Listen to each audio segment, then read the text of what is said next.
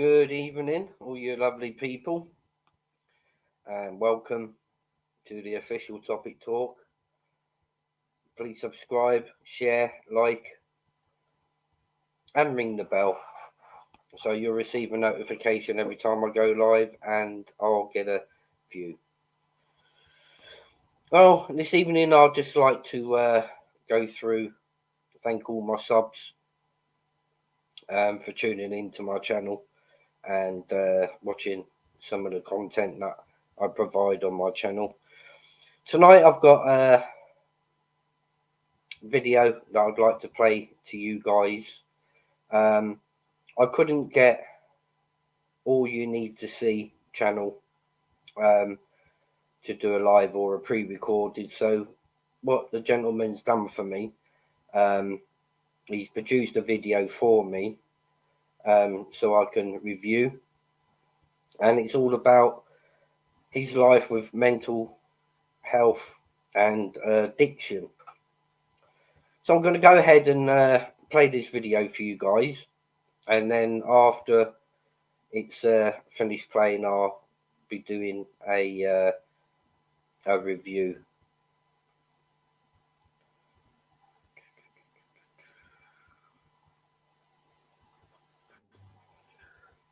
How you doing? Here is for official topic talk. Basically, this is the mishaps that I've had in my life through drug use and mental health. Drug use that led to mental health, right? We're going to go right back to the start, right? Basically what had happened is when I was a younger boy, right, very gullible, right, I was bullied easily, so I was, but I wasn't stupid, if you know what I mean. I knew what I was taking on, basically, right, I knew what I was taking on here, so I'm not blaming anybody, right, but I just had one of these faces, right, that a lot of people put trust in, so when I was a young guy, right, I was watching all these mad films, right, like the Goodfellas and stuff like that. All the mad stuff, like Casino, Blow, fucking Scarface, you name it. My fucking full room was decorated in Scarface, right? I think I had a mad obsession with the cunt, right? But around about 14-year-old, right, I think that's when the film The Business came out with Danny Dyer and Tamar Hassan, right? So, basically, I seen cocaine in the films, right? And I'm still saying to this day that cocaine is glamorized, right? They glamorize it in films, right? But when you've lived the life through taking cocaine, right, and had the misery at the end of it all, just like they say at the end of the football factory, was all of it? Was it fuck, right? Was it fuck? You just end up a fucking mug, so you do. That's what I ended up, right? But here it is, right? I says to my pal, right? I was like, spoke to him about cocaine and stuff like that, and he's like, no, I don't want to take that stuff. And I was like, come on, man, what, every cunt's taking it. Everybody's taking it in all the films now. It must be fucking good. So we takes a bit. I gets a bit. So it does. And fucking right pricey at the time, right? Really, really pricey at the time. Fucking years ago. About fucking 15 years ago, right? And we could only afford a half gram, so I'm like to all my pals, we need to half in here, right? Even for a half, we had to half in, right? You didn't even need much yet because it was that strong. Nowadays, all the gear's garbage, you know what I mean, right? So we get that, right? And the first time you take it is the only time you're on it. sorry, the first time you take it is the only time you're going to get that perfect goodness for it, right? Now I goes about chasing that, so I did. So, but my pals and all that, they didn't seem to be so interested in it as much as I was, right? So I was a nervous boy, right? A very nervous boy. So I wanted it all the time because it made me confident, right? Because as a young boy growing up, right, see my dad and all that, they were fucking pissed off with me, so they were absolutely pissed off with how shy I was. And I would always be hanging for my man, or like fucking, it would drive my dad mental, so it would. So this stuff helped me, so it did, right, to a degree. And so I'm like, I need this all the time, right? So I starts DJing. That was my job at the time, DJing, right? So when you're a DJ, right, think to yourself, you've got to be confident, right? Shouting on the mic and all that stuff. So at the places I was DJing, man, you were getting geed it for nothing. But they were new back to their houses and all that after like after the gigs and stuff like that, and fucking whipping out plates and chopping up hundreds of lines and all that, and it was getting heavy, and I was like, fuck me, man, fucking hell, what am I getting myself into here? And I ended up, it got to a stage where I had to start selling it. I had to start selling the stuff to fucking feed my habits, so I did, because I was like taking it every single day, you know what I mean, right? But I took it every single day for years, right? And I was taking it like, it was a stage in my life, right, where I was actually taking it when I didn't even need to take it. For example, I was taking it before I was going to bed. Like, who does that? What sort of fucking nutcase does that? It's got to keep you up all night, right? So now I'm working in another job, right? And I need to be up early. I've took a line. I'm up all night in the bed, staring at the ceiling. You know what I mean? So that's what. Then I introduced the benzos to get me a kip, so I took them on board basically. And I'm like, aye, that's cool. I can take a line before bed, then take a benzo and fall asleep. But doesn't work like that, man. Does not work like that. Because in the long run, it fucks with your mental health. So it does. It got to a stage, right, where I was so paranoid, right, that I could not go anywhere to do drop offs to people or nothing. Like, I had to jump in taxis just to go round corners and stuff like that. That's how bad my central nervous system was with this stuff. But, and see the fact as well, like when you're choked up with the shite that's going on, because it's always adulted, right? But I used to get this stuff like the North of Glasgow, right? And it would always be good for there, like before it came through all these different schemes in Glasgow, right? It would get danced on and you'd end up with a shite, you know what I mean, right? But I got it before it got to that stage, right? And fuck me, man, I'm telling you, some of the stuff would make your toenails curl. You're sitting in bed pure ripping, man, and it was just horrible experience. But then I started progressing, like I was doing well and all that, and doing well, like selling stuff. And this is no way glamorising to sell cocaine, right? This is not what this video's about. This video's about the mental health and the cocaine abuse, right? And what other drugs I was on at the time. But also I was like going to nightclubs, right?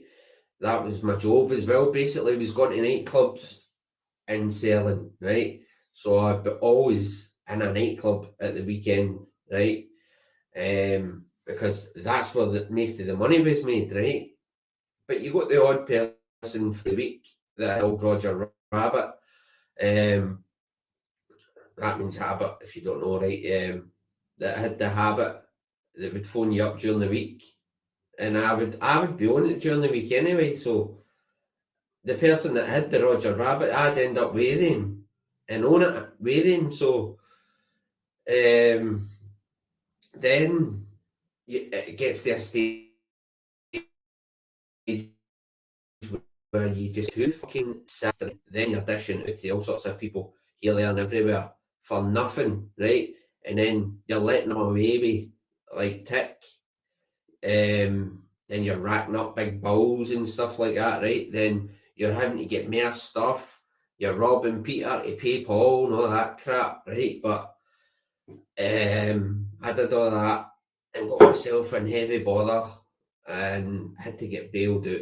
So I had to get bailed out big time because it was just too much. So it was. I had to get myself sorted, so I did, right. And how I got myself sorted, right, was only because of myself, because I was taking it, right, and I wasn't enjoying it anymore. You'll not be able to come off this drug. This goes for every drug. People that's listening out there, right, if you're on a drug, alcohol, anything, right, if you don't get this thought in your head, right, this niggly feeling, telling you you're not enjoying this anymore, right, and you say to yourself, I'm going to come off of this, I'm up. You hear it all the time. You hear it all the time, people going, oh, I'm no fucking drinking again, man, no fucking way, oh, never again. Then they're on it the weekend. I mean, right? It's different. You get a feeling and it's just like a big cloud over your head, like, I hate my fucking life, right? I had this feeling. I hated my life. I wanted a fucking new life. So I did, right? And I wanted away from the shit. Because I always had it around me, I would always put lines out for no reason, right? So it fucked with my central nervous system so bad. I don't know, like, I was just paranoid at everything. Like, I was just hiding in my room and stuff like that. That's how bad it got. So that's another side of the mental health it fucks with. But like, when I was really, I had to say my dad and stuff like that, right? Because they were wanting me to go and stuff, right? And nowadays the doctors can prescribe you stuff for cocaine abuse, right? But back then they were like, nah, we're not giving him any sort of, I think it's lorazepam, right? They would give you for cocaine abuse. Depends where you are in the world, I think it is, but you have to do it cold turkey in here in the UK. I don't know, Steve, if your followers are like, if you've got like followers or whatever, so that's why I said that. But I did it cold turkey. But the positive side to this, right, is it wasn't so hard. See, when you want to come off something so bad, you will be able to do it, right? I didn't think I was going to be able to do it, right? And a couple of days passed, right? And I'm like, this is getting easier, right? Because I was thinking to myself, I'm going to see I'm going to have a new life, right? If I stop this, right, I'm going to fucking get a entire life, right? I had it all planned out in my head what I wanted. I wanted away from everything, right? Everything, even my pals, a lot. I wanted away from a lot of them, right? You had to see yourself in a different kind of light. And I seen myself doing other things, right? And away from the negativity. And I did that. I took myself away from it, all right. But my dad always says, listen, Coke's going to be everywhere. Everywhere you go, Coke's going to be there. Temptation is fucking everywhere, right? And I was like, right, I know that, right? But, so, like, I took myself away from the situation, and had a mindset of wanting to change myself. I wanted to change my whole look and everything, right? Because I didn't like the way I looked, right? And that's another thing, body dysmorphia, right? I had, right? And so I wanted to start boxing and stuff like that, right? Then I was like, fuck the boxing. I want to get into fucking, I want to get into bodybuilding and stuff. So I started bodybuilding and changing my fucking appearance totally, right? Because every time I seen myself, I was like, that's that coke kid. No way. Get that changed, if you know what I mean. So I basically changed myself, hit a gym, on, fucking done everything all properly, kept myself motivated, right? Ate properly, got myself to a certain size, right? And I can do this all the time. I can stop and start, right? It's called muscle memory, so it is, right? I can start again, build up again, basically, right? Because I always like to sit at 16 stone, right? So, lean muscle mass. Well, say, no lean. Basically, when I do it, I'm a dirty bulker, right? So people that do bodybuilding will know what that is. It's just like scranning hundreds of calories, not giving a shit about the fatty parts that puts on you, right? But I'd like to sit at 16 at a certain body mass index, right? So, oh, fuck, dropped something there. Sorry. Aye, so that's what I would do. I turned my whole life round and kept it like that. And see, when you do that, right, and then you look at yourself and you go, that's a totally new fucking me. You feel so fucking good about yourself, right? And that's what keeps you off it. So it does, right? It's kept me off it. Well, it's worked for me so far. I've not been on it since fucking 15 years. There I have. 15 year off of stuff. And I continue to do that. I don't thing with myself around people that take it and stuff like that. I can freely talk about it, which is a good thing as well. Because that's another thing, if you can't freely talk about it, it's going to be hard for you in life. When you freely talk about it, you know yourself, that's it. You've conquered that addiction, right? But anything could set you back. I'm not saying that it won't, but anything can set you back with any drug. But the worst, and I'm telling you, the worst drug that I've experienced with withdrawals, comparing it to cocaine, would be benzodiazepines. Now, they are a fucking brilliant drug for anxiety, right? And the doctors know that. The doctors know that they would help depression, right? Now, see if they were to give people them all the time, instead of just going, here's antidepressants, take your antidepressants, right? These are mind-bending drugs we're talking about here. Antidepressants. See, when you take them, and it's like and all that, see, when you take a benzo, it just takes that feeling away instantly, and that's how they're so addictive. So they are. But I don't see the point in them coming up with these drugs, then saying you can only be on these for like 4 weeks, then weaning the person off them. And I just don't understand. If that person's suffering depression, PTSD, any other sort of mental health, why are these drugs being made? I know they say they're for short term, right? But I don't believe in the short term, because if it works, it works, right? But I've heard people say, I've took these drugs for ages, right? And they're having a negative effect on me now, right? So my anxiety is 10 times worse whilst taking these. Right. So that one's out the window now. So I don't know. But with people's mental health at the minute, it is getting and they tell my soul that because it takes people's minds off their own problems and stuff, right? They're listening to my problems and some of my stories and stuff like that.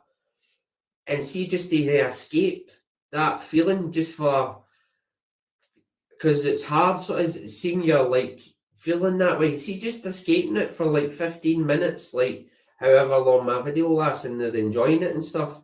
See, just escaping it, it is a good feeling. So it is that feeling of clarity again. So that's why I ask people like to air their story and stuff like that if they're suffering, because getting it out there I think helps. Getting your story out there helps. And when you're getting your story out there, you're offloading it. So you're offloading your story, and it's getting that monkey off your back. So it is. So basically, mental health as well. You get these ones that work in the NHS. I'm not saying anything bad about the NHS here, right? I know they're lifesavers and stuff like that, right? But they see mental health sometimes as just a job. Some of them are lovely, so right. But I would rather listen to somebody that's walked in their shoes, if you know what I mean. That's walked in the shoes of depression, drug addiction, you name it, rather than somebody that's just trained in it, like in a course. You know what I mean? They've not felt the actual psychological feelings. So when people on here, I listen to their stories. I don't judge them near a day. I do not judge them at all because I can relate to them. You know what I mean? I relate to how they feel. But cocaine is one of the worst, and I'm telling you, to this day, people are still rife on cocaine, you know what I mean? And they're using it everywhere. Like I'm telling you, I used to use it in my work all the time, non-stop. I'm telling you, it was like the fucking Wolf of Wall Street. And some of the jobs I was in, I mean, half of the people in it can even function without it. It was that bad. And I'm like, I fucking hate this fucking devil's denim, and I'm telling you, I fucking hate it. I can't wait to get off it. And once I go off it, I'm telling you, it was the best feeling in the world. And when I see people that are on it nowadays, I don't judge them or anything like that. Speak to them and give them like facts that's happened to me and stuff, and wee pointers here and there how to come off it and stuff. Because you've got to have that motivation. The motivation's got to be there, and you've got to have that niggly feeling in your head. So you've got to have that wee fucking whining thing telling you need to get off this. You're not liking this anymore. You fell out of love with cocaine.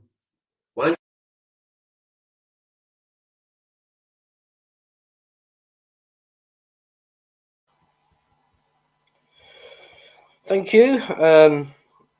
All you need to see for that video, and thank you for talking about your mental health and the drug addiction, which there's a lot of people up and down the country and around the world that suffer greatly, from mental health. And I suppose I'm one of the lucky ones that you know, if I do suffer from mental health, it don't show, you know, or I don't know that I've got it. So, you know, I must be one of the lucky ones. And I was speaking to somebody the other day, over there in the USA. He popped on to me live, and he was expressing that over there in the USA. I think we got Mark Belfast. Let's get Mark on. All right, Steve. How you doing, Mark? Are you all right? Yeah, man, I'm all good. Just sitting listening there, so I was, Yeah, what it I was, just, I wanted to do a live with this guy or a pre-recorded, but you know, it wasn't possible. So what I done, I asked him if he could do a video for me, you know, about his mental yeah, addiction. And I just think listen, there's a lot of pros and cons out there when it comes to recovery. You got or some people would rather stay in long term recovery because it makes them feel safe and they know they're not going to backslide. And then see, I there's don't other know. people, Sorry, and then there's sorry, other carry people who'll just not want to know. They'll want to get in and get out more or less as quick as possible and get back to normality. But unfortunately, it doesn't work like that. So it doesn't. No, you got See, I there. No, don't know. that's why there's no such thing as a, rec- a, a recovering alcoholic. No, once an alcoholic, always an alcoholic. No, that's just unfortunately it's just a name and fallacy. The rest of your days, no, and it's like once a recovering addict, always a recovering addict. No, was supposed like that there, but just I just think there's there's just some people talk about it that need to know a wee bit more about it. No, I'm not critique. I follow the guy, so I do know like out there. I do. I'm some of the guy's channel. Like out there, it's just well. So suppose we all have different opinions on what way different people should get clean and stuff like that there, but it all boils down to what you says just there a minute ago. See if you're walking in this here with mental health problems, like that there, that's just going to send you backwards. So it is. See, I don't really know too much about mental health. You know, I've never really suffered from it. Um, you know, I've never really been involved in drugs as such. So, um, I've asked the gentleman, you know, if he could just, you know, highlight, you know, parts in his life, through mental health and drug addiction. You know, just so I can maybe get a little bit of a better understanding, you know, of what these people go through. Yeah. Like me, I was diagnosed with post traumatic stress disorder. Must have been it's between 11 and 13 years ago. So it was. They got there and they were trying to what's the meds they were trying to give me, and I was like, "Then me no." Like got there is me. I'm only here because my doctor told me to come here. No, like got there is me. I don't need any of this here. Like got there is me. It's me. I can go to bed at night and close my eyes at me, but it's like every night I go to bed.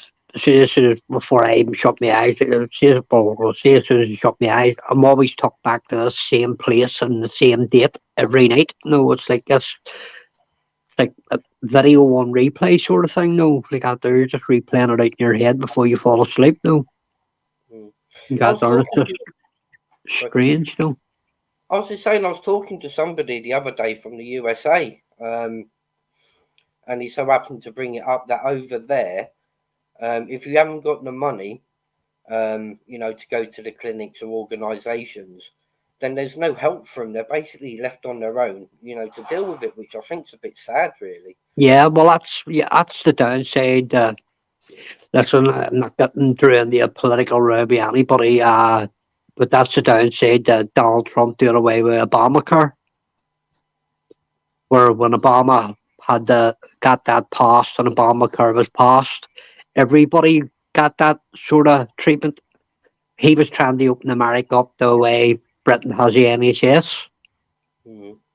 We should look after our own people, no sort of thing. No, they got there because he was looking at Britain. No, Britain was the first country in the world more or less to do it. No, free everything for its citizens. No, they got there. So as soon as Trump just seen that as that's that we can do without sort of thing. No, he got there, so I think that there's it messed it up for a lot of people, and it seems to be the only way now that you can get treated for stuff like that there if you're ex-military.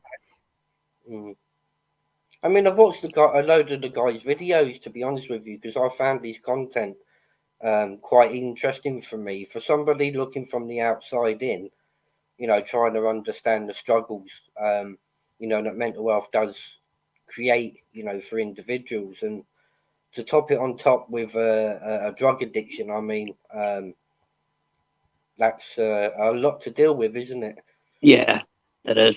It's very, very, and like he says now, I can talk. You see what he was just saying there at the end of the video about coming off cocaine, and then the doctor gets you on the benzodiazepine they got there, the benzos, as they're just called benzos. I know what that's all about, right? That's to bring you off a class A drug on the illegal drug that he can prescribe over the counter. Now, I understand it's only for 4 weeks, but it's to get you from addicted from cocaine on the benzodiazepines where it can be monitored and easily weaned off, rather than, right, we're not going to do that before you just wean yourself off cocaine. You can't do that. It's impossible. You can't do it. No. But it's a lot easier for them to do it through their methods, the benzos. No. Is that Because they can similar? just Is that cut them similar to whenever they want. heroin? Sorry, is that similar to like heroin addicts where they get methadone? Yeah, listen, see, a cocaine addict, they got there, even anybody who's addicted to painkillers, they got there. No, I had a really bad accident. I had 17 compound fractures in 1990. Wow. So in 1990, and I was in the hospital for 7 months. I had to learn how to walk again. You got there. Both bones come out, both my ankles. So it's a really, really bad accident. And that's how I always blame the hospital and the medication that put me on when the left, because when I was in the hospital, I was only on ibuprofen, and then when I came out of hospital, when you leave hospital, they always give you a letter to take your GP. You got there, and you don't open this letter. That's what I was always led to believe. You don't open this letter. They got there, and I just took it, and then the guard at the desk says, can you call back at such and such a time? We'll have a prescription ready for you. They got there, and I was just taking these. It turned out, as I've got to know them, they got there, it turned out to be the hydrocodone. They got there, and they are the next strongest painkiller that the hydrocodone is pure morphine out on the drip. They got there, and my life became built around them. No, my whole lifestyle became built around them. No, if I knew I was going to be away somewhere overnight, I had to have the next day's ones with me. They got there and so on and so forth. And then if you like go through your prescription too early and then you ask for your prescription, they go, well, it's not due for like a week or a couple of days or whatever. They got there. See, if you don't have them, they got there. You're it's like if somebody's sitting pouring water over you. No, you're just detoxing. That's what you're doing. You're literally detoxing. So Would I be right? Would I be right in saying that the stuff like methadone and that drug that we just mentioned, beginning with D, am I right in saying that that's worse for you than? Yeah. Well, that's what I'm saying. See, Annie, a lot of people just call it the Green Mile. So I do know, because I think it does more harm than good. Like that there, and then when I had approached the doctor and says to me, listen, it's me 11 years. I'm taking these. Like that there, it's me. I can't do this no more. No, like that there, it's me. And I haven't had a toothache. It's me in 11 years. It's me because I'm taking these painkillers. No, like that there, and then when I stopped them, I realised that I needed some of my mouth fixed. No. You got there, and I had to go through what a normal anybody going through a detox had to go through. They got there, but that's the first thing that it says to me. It says, "See, or you can either do it the tablet form, or else you can do the methadone." They got there. It's me No, it's me because of where I live. It's me if I like walk into a pharmacy because on the Shankill, everybody that works in like say there's like 5 pharmacists like out there. Everybody local works in them. So if you're walking with a prescription for methadone like out there, no, everybody knows. People talk like out there, and there's an old stigma around methadone like out there, and I didn't want to be associated with it, no. Like out there, it's me, no, it's me. Just give me the tablet form like out there, it's me. But it's not methadone. I think it's back then. I'm clean a long time now, like double figures. I think it was like Subutex or something like that. Oh, Subutex. We got there, and I was only your mom was going to meet. She said, Mark, he said, you could be on this here rest of your life, like. He says, because every time that you have maybe a sore back or something like that there because you were addicted to the codeine, he says 90% of painkillers that you buy over the counter are codeine. So you're going to have to watch. So that's why anytime I've ever like got a sore back or the cold gets into my bones or whatever like that, I just get ibuprofen though. You got there because it's so easy for the just just get that feeling of codeine again and you go, oh, fuck, that's really hitting the spot now. You got there, so it's really tricky to navigate. That's why I prefer the people just to go and talk to these people that know about it. Like it's like a PTSD thing. I thought I was only getting in for 4 sessions, and I remember saying to the girl, never forget her name, like that there because she's retired. I Hillary Neal. They got there, and she worked in the top clinic in Belfast. And I said, "There's me. How long will I be with you here?" They got there. She says, "It'll take as long as it takes." And like 7 months later, I was still there. No, they got there, and then one day she says to me, she says, "Right." She says, "The consultant's ready to talk to you now." They got there, and they just went up, and that was the last thing I was expecting, no, because I grew up during the troubles, no. That was just a way of life to me, no. Like out there, it didn't really annoy me or anything, no, like out there, but as soon as he had said it, because all you really heard of it back then was soldiers coming back from Iraq and Afghanistan with no. Like out there, so it wasn't really it was a big thing to soldiers, but it wasn't really a big thing to the civilian population until they started diagnosing people with no. But it seems to be everybody and their brother has it now, Steve. I mean, I'm suppose I'm quite lucky, not to have to go through these struggles that, a lot of people out there do. Um, going back to that drug begin with D. What was it? Dex? Was it Dex something? What is it? That that one. All you need to see said at the end of the video. That he was using to get off of the cocaine addiction.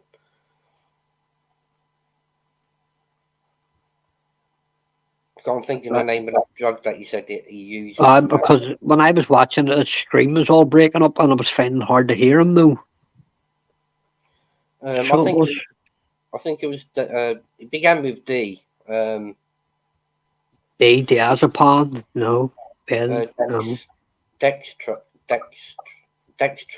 or something like that there, maybe.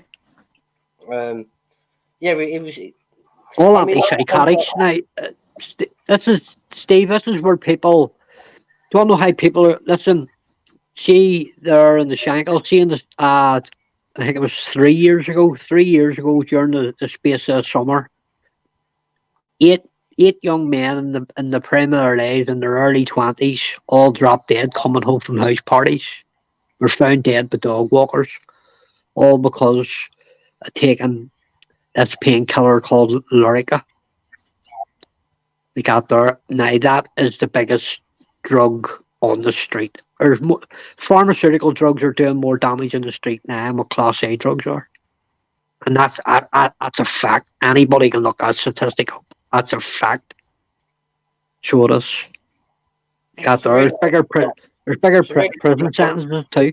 Well, sorry, I was going to say. So really, what these doctors are doing to try and help, with stuff like methadone and the other drug that doctors can give to get off cocaine and Class A drugs, it don't really help. It does more harm, doesn't it? Yeah, yeah, I would agree with that 100%, 100%. They got there because uh, it was only what about 3 years ago they got there, and to see now, I'm dead weary about pain relief. I am really, really weary about pain relief because I wouldn't put myself through all that crap again. I mean, no way, never in a million years would I put myself through all that crap again because you got there. Listen, you're a junkie. They got there. You lost the respect of your family, everybody. So see to gain it back, they got there and just lost it over something stupid. And I remember them trying to push this America onto me, which I didn't know nothing about. And I was asking other people this me, and nobody seemed to know nothing about it. They got there, and then I was talking to a friend of mine who's originally from Canada. They got there. He says, "Yeah." He got there, and he printed me out some stuff about it. They got there. It was used in the 60s and the 70s as an epilepsy drug to prevent epilepsy. Where now they use it for pain relief. This is me. How did they manage that? How did somebody figure that out? That this treats pain better than it treats epilepsy. This is me. How did and then that's what was happening to all these young men dropping dead. They were taking epileptic fits, coming home on their own, and there was nobody there to stop them from swallowing their tongues. So it was madness. They got there. I can understand. I've watched some of the stuff on his channel and all. They got there. The guy knows what. Listen, any recovering addict knows what they're talking about. They got there. It's just, I just think sometimes when you're talking about it, you have to be careful what you're talking about because people listen. Yeah. They got there, and people turn around and say, "Oh, well, maybe if that worked for Mark, or maybe if that worked for all you need to see, it could work for me." They got there. It doesn't work like that. So it doesn't. Horses for courses, no mind. Mm. So I'm reluctant. I'm reluctant really to use painkillers. I'd rather get see through that pain barrier, and 9 times out of 10, the aspirin and stuff like that would never work to soothe the pain. So I'm one that will suffer through the pain. I don't really like taking paracetamol or Yeah, ibuprofen. that's why. Well, that's another drug. Don't even get me started on that. But it kills more people in the UK every year than any other tablet moment.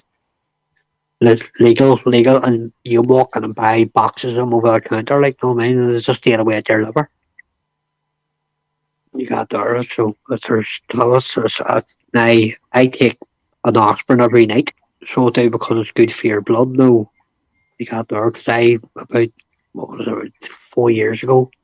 I got DVT in my right leg, and it was all just down to lack of movement because I was driving everywhere. So it was.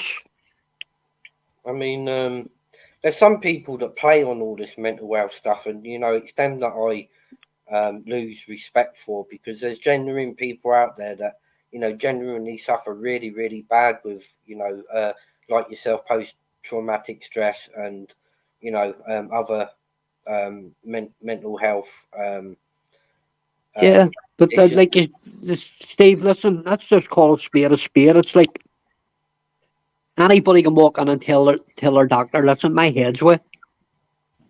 And then if the doctor, no, 9 times out of 10, the doctor will palm you off and try and talk to you and just talk to you a wee bit. And then, because he's another appointment in 10 minutes, you're out the door in 10 minutes. Sometimes even quicker, like that there. But you'll have people that will constantly keep coming back and back and back until they get what they're looking tablet ways, and then they know that opens doors to better benefits. So that's where I would sort of, as mere fun. There is people out there that are seriously messed up in the head through post-traumatic stress disorder. They got there and they're not getting no help whatsoever, and that annoys me more than anything else, really. How does it affect your world? How does it affect your life? Living with post-traumatic stress. Steve, I've just learned from all the crap that's happened in around my life. No, mine. My best friend was shot dead, standing right beside me, like that there. And I remember coming into my dad. Growing up in Belfast, see the police weren't allowed involved in your life. Keep the police out of your house and stuff like that there. And I remember standing with my friend. They got there and I said, it was me, I sat there. They got there. I just seen two guys coming around the corner, and next thing, the gun went off now. They got there, and my dad walked down in the house. They got there, and next thing, my man got a wee pair of things and took a bit of his head out of the inside of my ear. No, they got there, and then I'd seen bombs going off, people dying, and I'd seen people being shot dead. But it was just something. When I don't know, I learned to switch off. I was able to switch off. So I was like out there, and it wasn't through. I hadn't had a drink in 17 years, so I hadn't. So it didn't turn me to drink or anything like that. There, no, and it wasn't. If I had, if I wouldn't have used that as an excuse, I would have turned around and said it was hereditary because my father, no, he died of an alcoholic.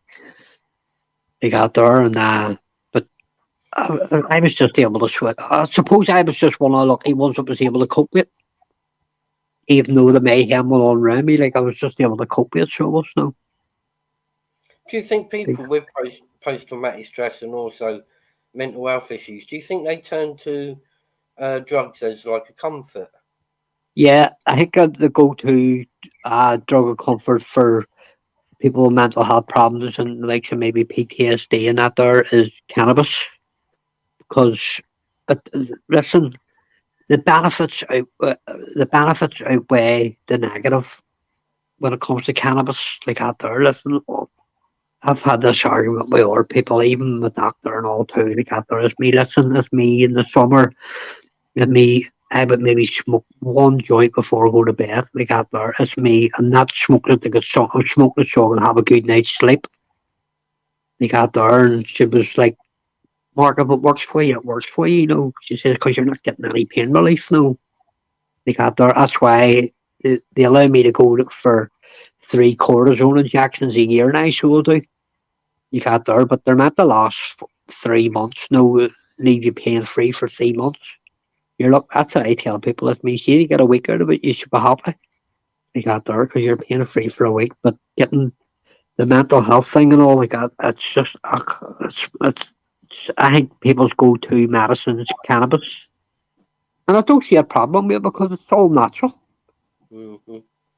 You got there. It's different when it's being grown in somebody's bedroom in the back arse of some estate now, and it's being spread by PCP, and when you smoke it, next thing you know, you're hallucinating. And that, listen, see, when you're hallucinating, that doesn't help your PTSD any, because everything that you normally see before you go to bed, you're seeing right in front of your eyes when you're hallucinating. No, you got there. That's why I said it's me. I'm glad the 90s is over. It's me as much as a good time I had. They got there. I'm glad they're over. And what sort of support's over there, like for you guys to help you, through this? Steve, you've actually to go looking for it. So you do. It's only now that men's mental health through the lockdown, because they realise, listen, this is going to mess with a lot of people's head, because you have to understand, for nearly 2 years nobody was allowed out of the house. Everybody got an hour a day to do a wee bit of exercise. The most you were allowed to do was go to a shop for essentials. So for 2 years we all nearly done a 2-year jail sentence. That's what I put it down to. No, you got there. So people get into the lockdown with already mental health problems, and that's my friend was saying to me at the time when the lockdown hit. You got there, and that's what I said to him. It's me, a lot of people are going to come out of this who went in messed up are going to come out even more. You got there, and then that's when you started to see them rolling out the mental health odds. Reach out, talk. You got there. It's good that they're starting to spend money in this here now, so it is no. But even still now, you've still to go looking for it. You've actually to Google it and shit like that there, so you have to try and find the help. I mean, it's got to be tough from day to day, and like you say, going in with mental health into the lockdown for them 2 years. I mean, that hasn't helped anybody. That's probably made it a lot worse for people, hasn't it? Yeah, 110%. That's like I say. That's what I said. My friend was telling me, and he does suffer from mental health problems. He got there, and that's what he said. He said, I'm just glad. He says you're here. He says, kid, he says, because if I've been on my own, he says, I think it'll drove me insane, though. They got there, and I know a couple of people that did commit suicide during lockdown, no. I got a phone call, no, but unfortunately nobody was allowed to go to anybody's funerals, no. You got there, my ma phoned me and my ma saying to me, no, such and such was found hanging there, and it's me, that's because they're not allowed out of the house. These are people that are used to being out of the house. And then when somebody takes their freedom away like that and says you're only allowed an hour a day, you got there, no, because I don't know if it was, I'm sure it was happening all over the UK. But even when I was taking that hour just to maybe go to a garage and get milk and that in and just the essentials for being the mate just to watch the TV at night, no, I was being stopped by the police, no, because I was making it my business to walk, just to stretch the legs, like that there, and I was being stopped maybe on the way back, like that there. Where you going? Where you coming from? And me, kind of, no matter where you are in Belfast, you'll kind of be hostile to the police, like that there, and I'd be like, no, it's none of your own business really. They got there, but I'm going home. No, they got there. Well, we'll make sure you do go home and all. I was like, this place is fucking turning into a Nazi state. This is me. What's going on here? No, they got there. So that's why I did declare. Like I said to my man, it's me. See if this doesn't break. It's me. They can go and chase themselves. It's me. I'll be out every day. And me, it's down to them to catch me. And me, I'm not gonna keep myself locked up any longer. So that is me, my head's starting to go even being locked up in the house. You got there, no man. There's only so much tea. That's why I shouldn't really be laughing. They got there. Look at the many people need to go to the opticians now through lockdown because all they were doing was watching the TV. Or else they were on their tablet, they were on their phone or whatever, or Netflix or whatever. No, just everybody needs glasses now. No, I mean, no. So it's really messed up. So it is. So really, They're trying to. like you agree, it has helped with the PTSD. But what about the ones that turn to alcohol and class A drugs as a comfort? To deal with the mental health. Is that catastrophe? Listen, I can't give an opinion. Well, I have an opinion. Everybody has an opinion like that there, but I just know that's why my dad. No, my dad couldn't function without alcohol. Like no, you got there, no, and just he was just his head was melted when he hadn't got it. No, and I knew even though just before he had died, no, I knew all about the PTSD thing, and I knew it was me. My dad's carrying PTSD from even before the troubles broke out in Belfast. No, they got there just see all the crap he was seeing. No, they got there, and his escape was I'll go out with my brothers and have a drink. No, and then when he was leaving the bar, he had to maybe stop at a Waylaws and got a carry out for when he woke up in the middle of the night. And then I'd seen him through the bar open, and then just a vicious circle, Steve. No, I mean, no. He got there, and then before you know it, it's just the liver and all. I'm surprised he lost as long as he did, like, for the drinking he done. He got there, because my ma used to find bottles of alcohol in the house, and she used to, I'll pour half of it out and pour water in, and I was going, this is me. But that's defeating the purpose. He's still going to get drunk because he thinks he's drinking vodka. It's me, it's the placebo effect. No, it's me. He's always going to smell the vodka, so he's going to think he's getting drunk. No, so it doesn't make any sense. All you need to to see there, so. Really hard. I get where you're coming from. See, this is where I'd love for All You Need to See to jump on the panel. I mean, because after watching that video, many of the videos on his channel, I'd like to put, like these questions to All You Need to See. I mean, but I'll just count myself lucky, Mark. That I don't suffer with anything on the mental illness or drug addiction. I mean, looking at the situation that I care with my wife, I mean, That's why I chose to come on here and produce some videos. And tonight there's been something on my mind. But here and now is not the place for me to speak about that. That'll be on Wednesday. Yeah, I know what you're talking about. I know what you're talking about there. So I thought, come on, do get this video out of the way with, and that takes my mind away from, you know what the problem is I've got now. Well, that's why. See, when I'm not even going to, I'm just going to say to you, see when that there was matching today. That's the first thing I said. It's me, Steve. We got there, and he was and me, and then I sort of sat and thought about it, and then I actually said it to you. It's me. It's me. This is going to take Steve off what Steve normally does for maybe a clatter of weeks, or maybe even a wee bit longer. No, it's going to put him off track for a bit. They got there with me because I'm sure he's going to want to focus this and put this straight.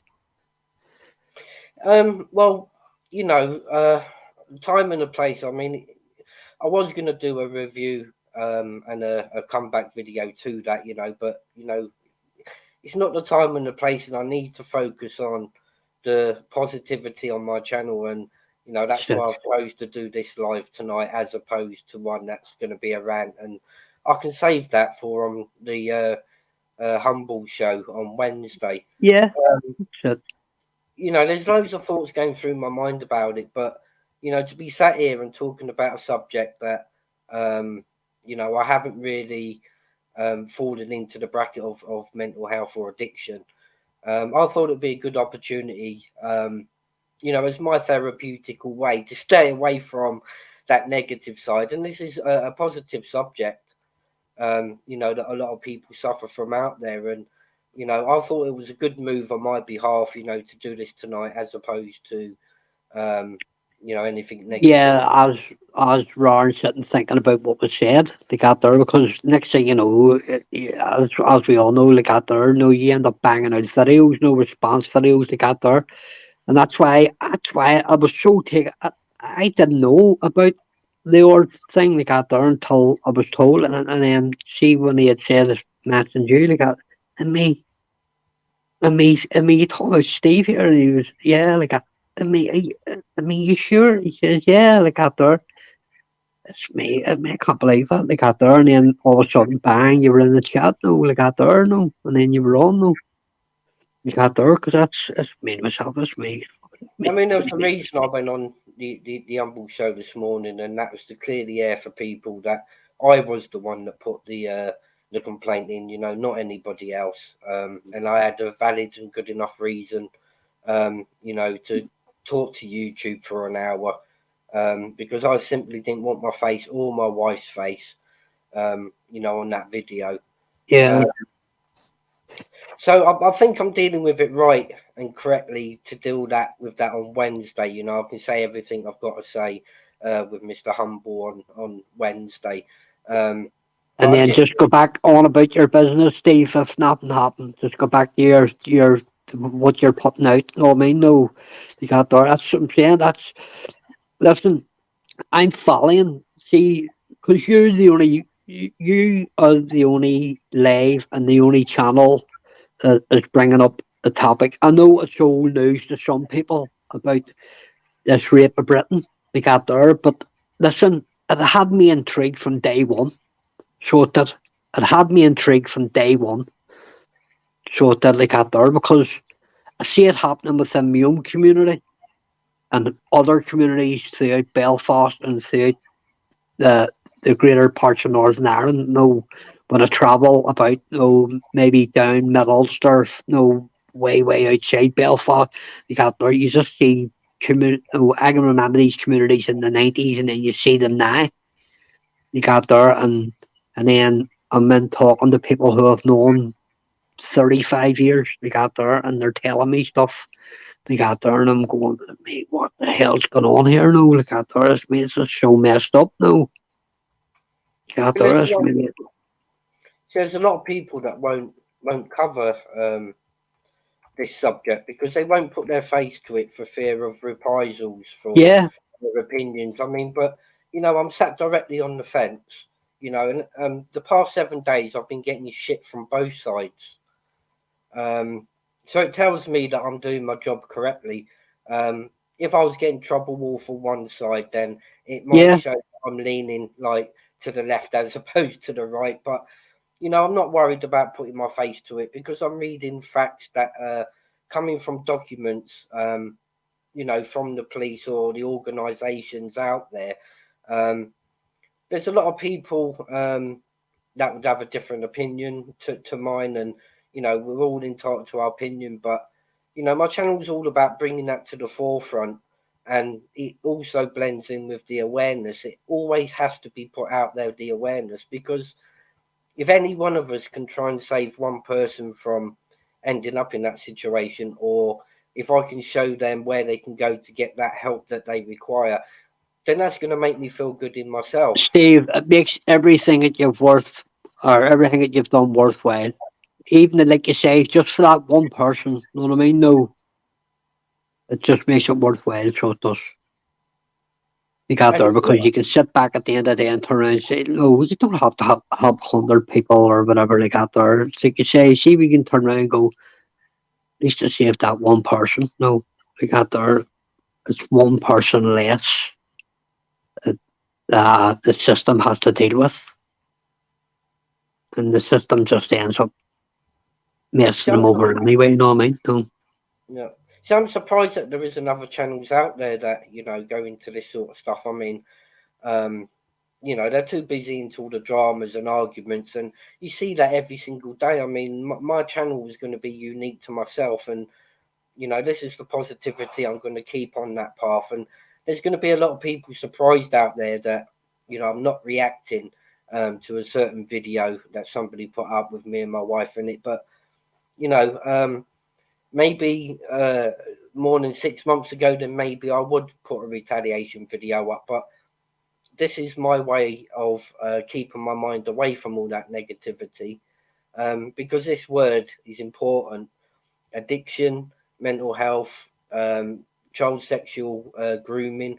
These are the important subjects, that I feel I need to be putting out there, and hopefully Yeah, somebody can take 100%. something back from No, that.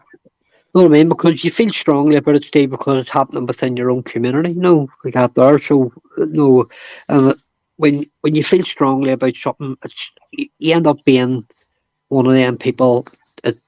It doesn't matter if it's not happening in your community, or even if it's happening hundreds of miles away. You still want to talk about it because you want to see if you can make that wee bit of a difference. You got there Yeah, because at the end of the day, listen, the kids coming through now, the next generation, know what I mean? No, we don't want them all coming through all, sorry for the language, fucked up in the head, no. You got there, no, and all screwed up and all, no, just not, because let's face facts here, this does play with, a lot of kids, no, a lot of kids know how to keep things bottled up, no. You got there, and most kids won't talk, no. They got there, so we don't want the next generation coming through all, like I say, fucked up in the head, no, and being more aggressive, no, because that's a rude I see. That, that's a rude I seen it taken with certain people who, and after years and years, who had told me that they'd been treated like that. They got there, and they turned out to be really violent people. And I remember I used to talk to them, though. They were always okay around me, They're like, no, all right, Mark, what about you, And I used to say to them, why are you always fighting? Why are you always. They got there, and it was just, and then seeing you hear their story, I mean, is it any wonder you're fighting, all the crap you've been through, in your life? But vice versa, they used to say the same to me. I don't know, me, listen, I can go to bed, they got there as me, but when you go to bed, it's a completely different story, That's where all your damage was done, You got there, so I think that's what messes it up too. So it is for the younger generation coming through. So that's why I'm glad that that's why I like Getter. I spend an awful lot of time in Getter. So I do when I have the time, I would spend a lot of time in Getter like that there because listen, Getter's one of them ones that it's free speech. No, you can say what you want and nobody's going to critique you for it or critique your channel, or even better still, you'll gain more followers to it. No, You got there, because I remember the day I started my account, and within about, 4 months, I had like 700 odd people following me. So I had to get there, and I was just, because that had brought me together through the Rate of Britain, because that's the only place you could watch it. See, No other platform wanted to put it out. See, Ronan's been pushing me to open one of these channels, Rumble or Getter, and because you got, like you say there, you got more freedom of speech on here. You're limited to really what you can put on. So just after Christmas, I might well open up a Rumble and a Getter account. Just so I can get stuff put across there without it having to be censored. Well, I don't have a Rumble account. I've got Rumble on my phone when I got there, because I like to go and watch Russell Brand, because listen, everything he says and puts up on YouTube ends up being struck and took down. No, you got there, because Russell Brand is very outspoken. You got there, and listen, see if it's on his mind, he's going to say it. You got there, and when he does his podcast out there, where Rumble, they have more or less given says, listen, we're listen, free speech. You talk away here. No, we're not going to take your videos down. No, same way Rumble offered Joe Rogan, says to him, give Spotify 100 million back, and we'll give you 100 million and come to us, and you can say whatever you want. Because if you look at Joe Rogan's old videos on Spotify, if even the mention of COVID, it says this isn't COVID information. No, I mean, it's being censored all over the place. I mean, two people can't even sit and have a conversation now about COVID now without it being COVID censored. It's madness. So really, we haven't got the freedom of speech. Well, that's it. Actually says that. So that we're losing our free speech here, bit by bit. So we already got there as me, and people don't even see it coming. We got there as me, but it's just it's happening. You got there as me, but more power to like these platforms up now, the likes of Rumble and Getter and places like that there. Because listen, see, at the end of the day, I genuinely do. I've said this to a couple of people that have big YouTube channels and all too.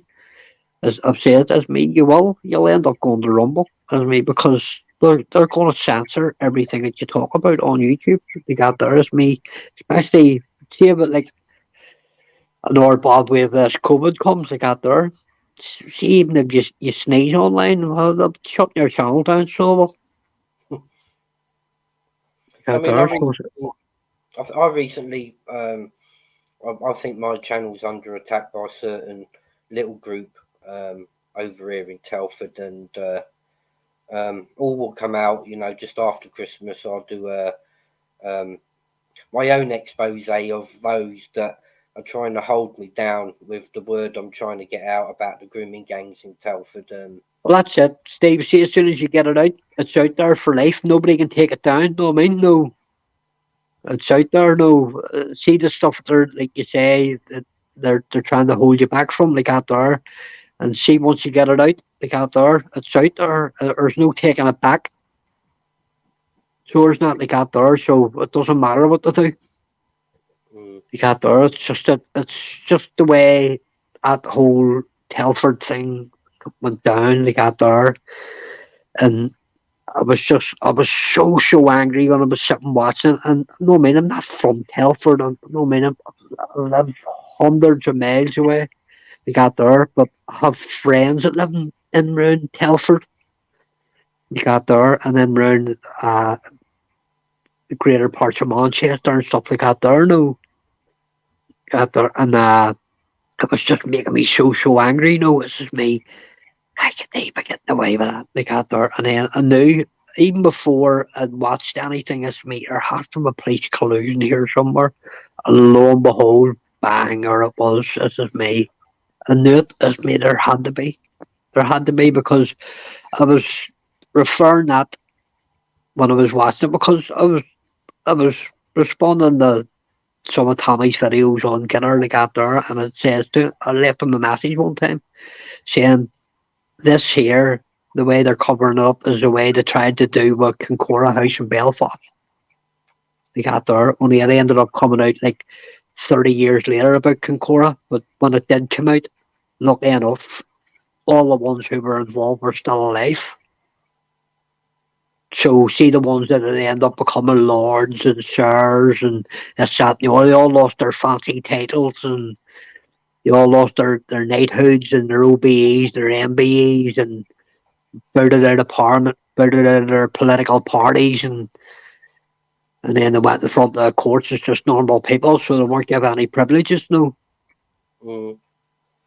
I mean, I was given an option, because of the extent of what I'm going through, because I'm airing these grooming gangs. Like Ronan was saying the other day, you can either give it up, and pick other subjects, or you can push on through the troublesome times with what people are going to be doing, because it is a dangerous subject. They don't want to be aired, do they? And no.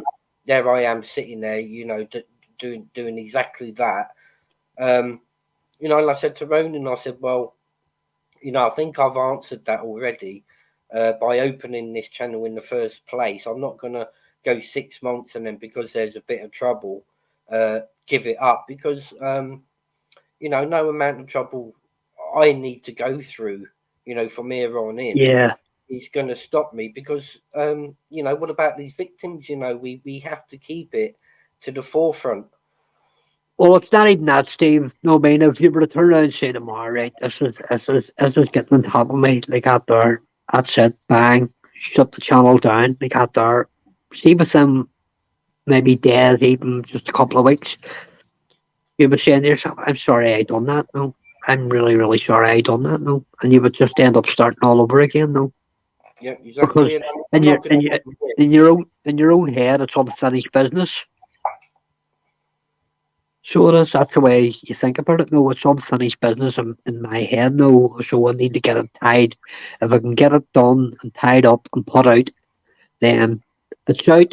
Nobody can do anything about it. It's out there, like that there. Nobody can take it down. Nobody can do anything with it. It's out there forever. So I mean, I've received threats. Don't get me wrong. But a couple of phone calls, here and there, and that all got all resolved and squashed. I mean, within a second, because there's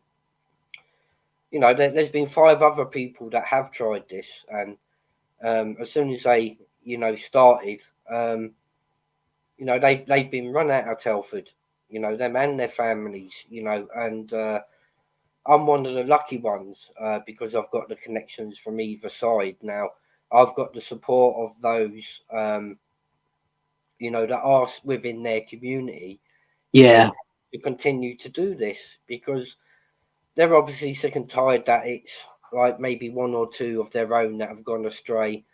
So I've been the lucky one. All right, I've received a couple of threats. I mean, the more threats that I receive on me, the better, because it's telling me that I'm getting the word out. yeah. Well, that's what I was just going to say, Steve. And I could say this with a smile on my face to get there, and people will maybe say, what's he smiling about saying that there? Listen, what people don't realize, listen, I have a drawer full of them. And see, growing up in Belfast, getting them like that there. They're called PM1s, like that there. The police come to your doors and I'm in a threat to your life, like that there. I have enough for the wallpaper a wall, no, mate, no, like that there. But it's just as you go on, like that there, and it's like you say, you know you're getting somewhere. So you do, you're getting somewhere with it. So you do like that there, and it just becomes a lot easier in your life. So it does. You just turn around, fucking another one of them there, jeez, like that there. So it's just an ordinary day to me, Like that there. That's just end up saying to yourself, because you end up just saying, listen, you aren't going to silence me no matter what. I'll get this out no matter one way or the other. No. I mean, Like that there. if I was thin-skinned, then this was a subject that I would never base my channel on, because I know at some point down the line I'm going to get grief. So I knew exactly what I was heading into, before I started this. But just for the handful of threats and people, that's neither here or there for me, because I'm one of maybe 0 at the moment that you're putting this awareness out there. The others are just following and just putting up Tommy Robinson videos, whereas I'm actually dealing with proper reports, that have Yeah. come from these organisations and authorised content. So whatever I'm reading, it is 100% fact out there. So this is why more of us in Telford need to stand up and do something like this. Um, the victims and the survivors. I mean, they've been through enough, and if there's even just 1 in 100 people, that would follow suit, like myself, not to follow sheep or jump on anyone's bandwagon, but to go my own route, which is exactly what I've done. There should be more people out there bringing this awareness to the forefront because Yeah, and I agree with you 100%. But that's just what the narrative tends to be, Steve. And I'll tell you exactly what it is like out there. One of people's thoughts are about it. If it's not happening in my house, I don't care. But I mean, I don't. There's no threats out there that will stop me from doing what I'm doing. No, I just mean regarding awareness. No, people have blinkers on for it. No, like out there, that's no. If it's not happening in my house, I don't care. No, even if it's happening next door to them, no, they'll not care if for some reason is as long as it's not happening in their house. No, you We got do. there, but and then you'll have people within the community that do have an opinion on it. And listen, see, the stronger the opinion, the better. Every community needs an opinion, so it does. And they could sit back and say, "Oh, it's not happening to me or my family." But what about when the day comes that it does? Yeah, exactly. Yeah, You, that's what I would say to people. That's me. Look, what happens when it does happen? What are you going to do? You're going to be angry at yourself all the times you sat and done nothing. yeah, I'd rather do something than sit back and just do Do absolutely. nothing. Yeah, 100%, 100%.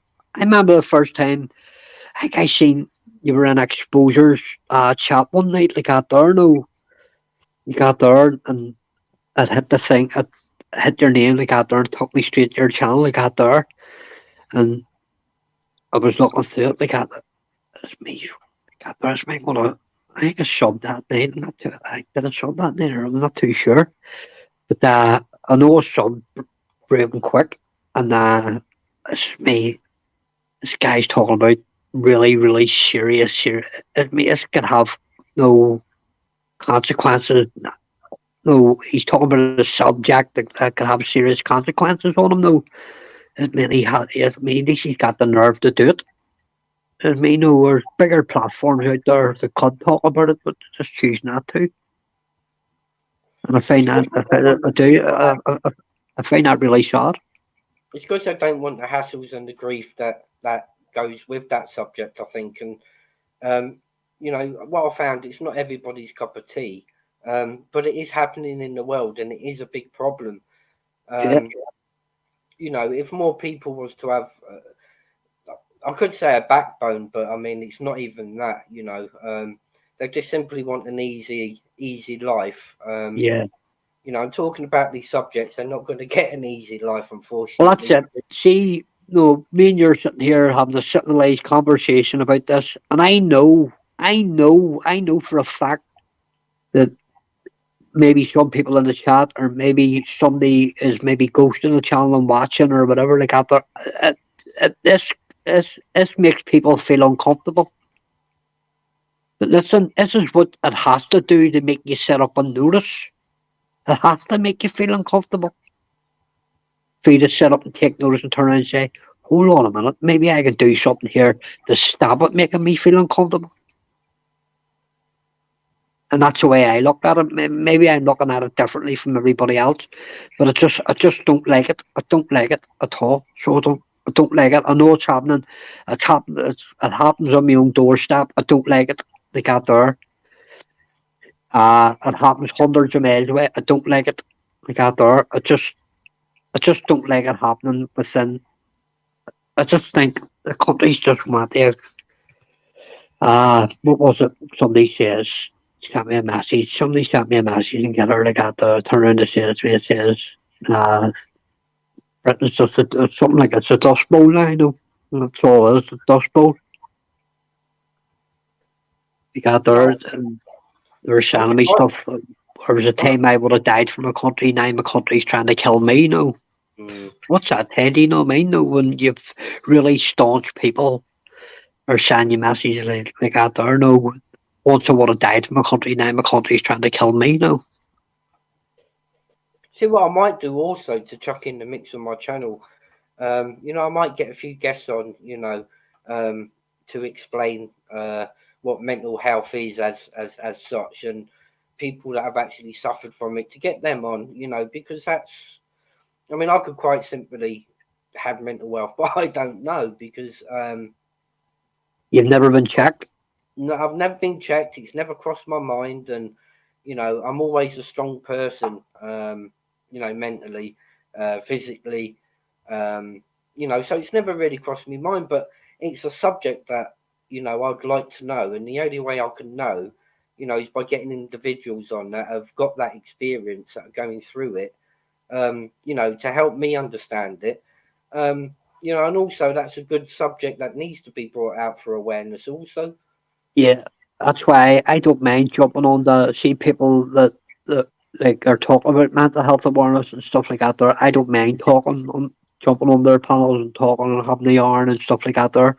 Because let me tell you something, I don't care who you are or what you do like that there. See if you suffer from mental health problems and you jump onto a panel and you talk to other people who are going through what you're going through day and daily. See how after you leave that conversation, you leave that conversation 10 stone later. So you do. You feel a lot better in yourself throughout the rest of the day and all. You'll sleep better. It's like going to talk to a therapist. No, that's what it's like out there. And see somebody not having it, looking from the outside in and sitting listening to other people who do have it, sitting talking amongst each other. Like out there, it's because I've done it. No, I've done it. No, I've sat and listened to other people who have mental health disorders. No, even one of my friends had schizophrenia. Like out there. No, and I used to go and see him on every Saturday afternoon. No, you got there and.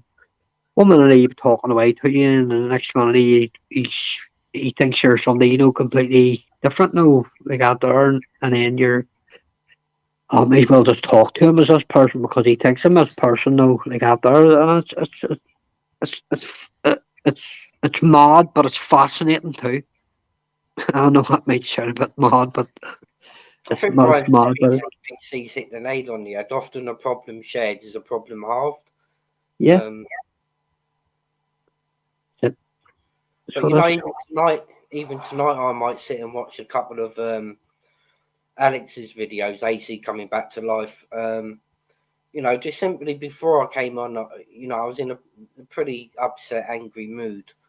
After that video, but that's someone you need to talk to, Steve. just by watching Alex's videos, I can take some out of that, and it will keep my mind on track. And Yeah, that's why I'm here doing this.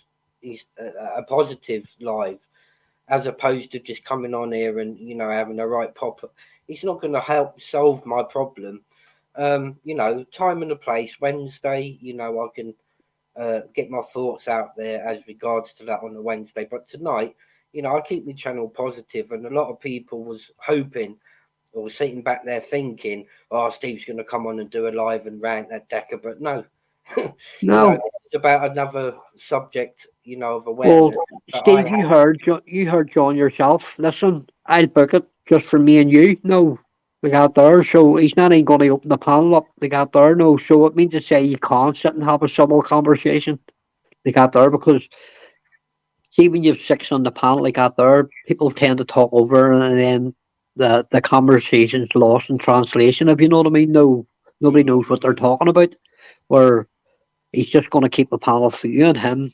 They got there and listen, just say what you have to say, and then just be done with it. No, you got there and just move on and keep on doing what you're doing. No, It's you got probably there because I shocked you think a what bit. you're doing is great. Like, It's probably shocked you a bit, maybe that it might set me back a week or so, with the thoughts in my mind. But I'm leaving that subject alone and talking about something positive. And you know, it might have shocked you. You was probably expecting me to come on and you know, have my rant and rave about it, but No, Steve, do you want to know what it was? See, as soon as I heard, because it's me, official topic talk, like out there, it's me, Steve, like out there, and they were like, yeah, it's me, Steve, like, yeah.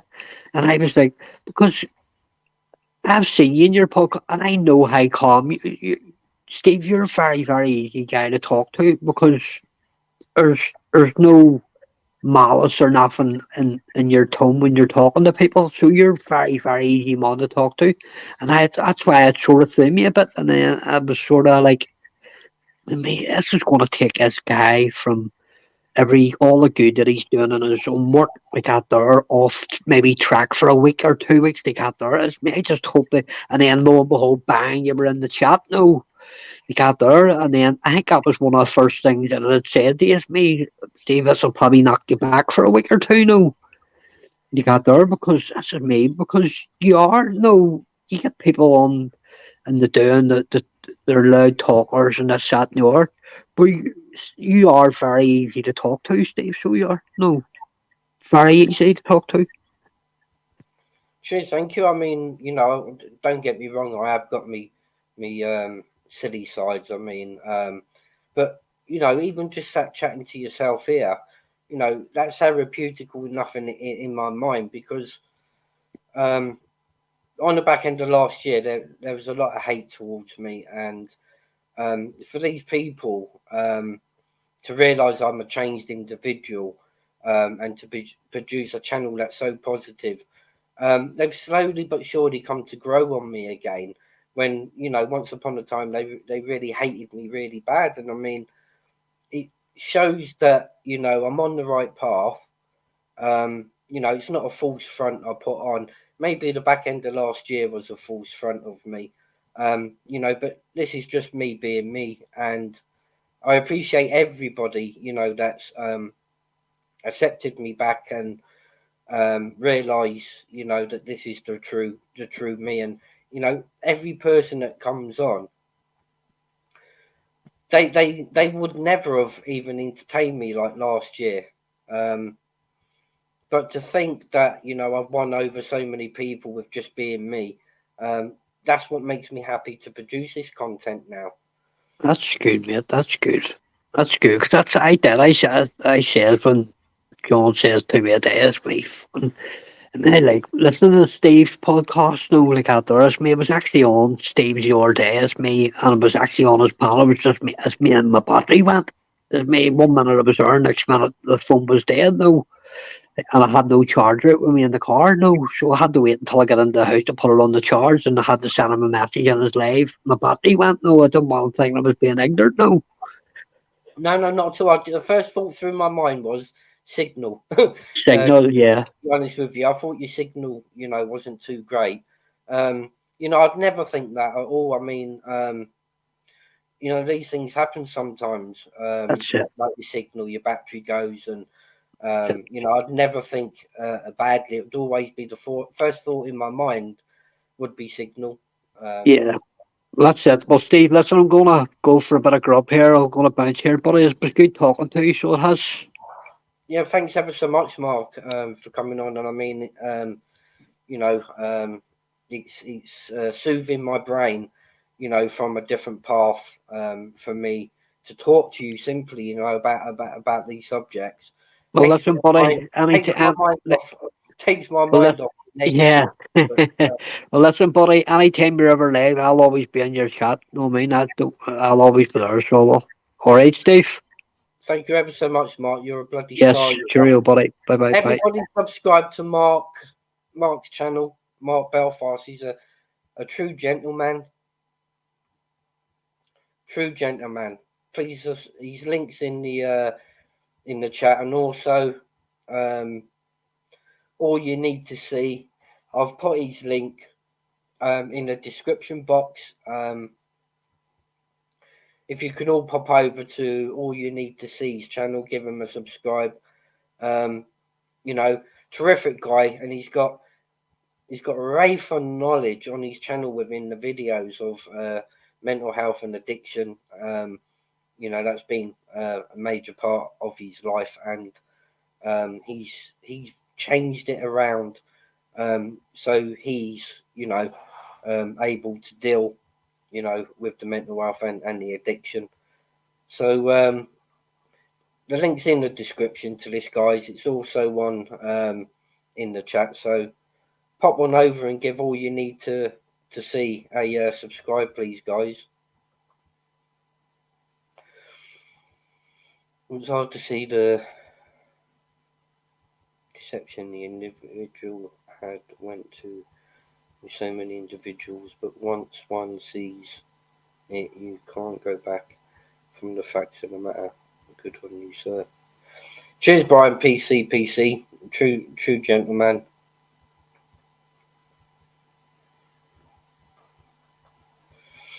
Let's go through the chat. Interesting. Appreciate, mate. Really. It's really good talking to you, buddy. Respect. Top respect for you, Mark Belfast. You know, and thanks for seeing that. You know, I am a true individual person, and you know, I don't follow suit of anybody's pack of sheeps. You know, I'm on my own path. I know a lot of people was expecting me to do a different type of video tonight. You know, but I want to keep my channel positive now. You know, so Wednesday, guys, Wednesday evening, I'll be doing a live with Mr. Humble. Wednesday night, guys, you've got to tune in. Pop over to Mr. Humble's channel when he puts it up. I'll be doing a live one-on-one with Mr. Humble Dryer as regards to certain events of a video that a certain individual's done, and they've included me and my wife into that, which I spent an hour going through to YouTube last night to get me and my wife taken out of that video.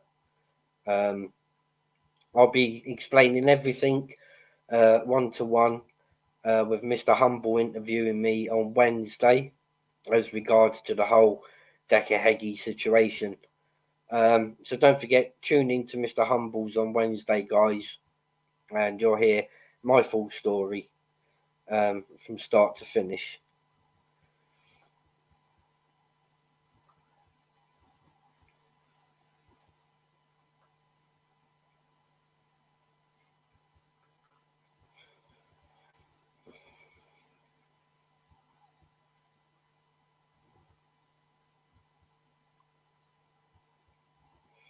Just going to put Mark's link out there.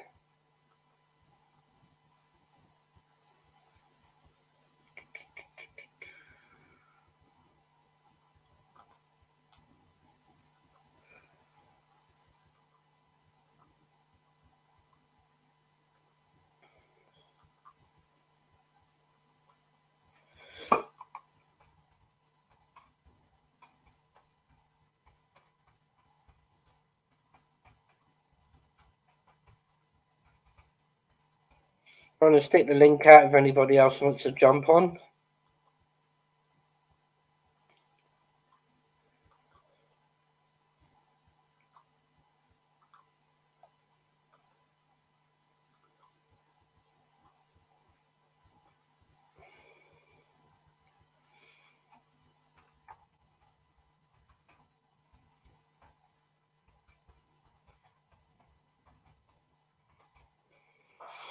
It's there if anybody wants to jump on for 5 or 10 minutes. Not a problem. Open panel tonight.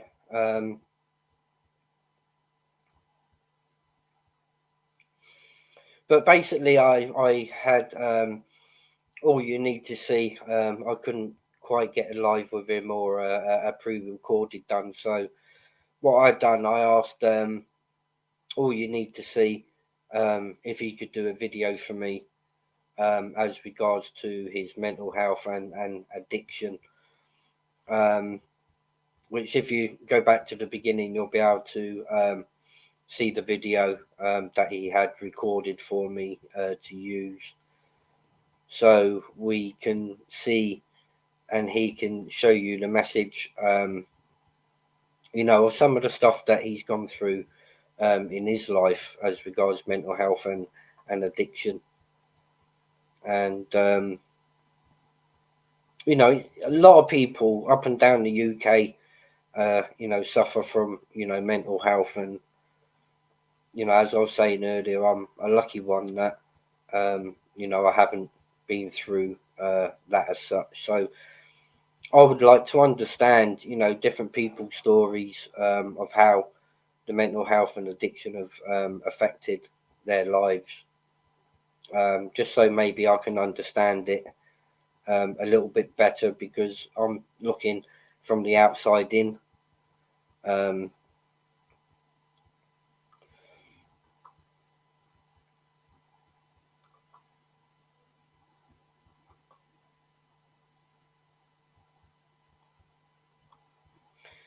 Evening, positive vibes. Great to see you in. Hope you've been doing well, and hope you're all ready for Christmas as such.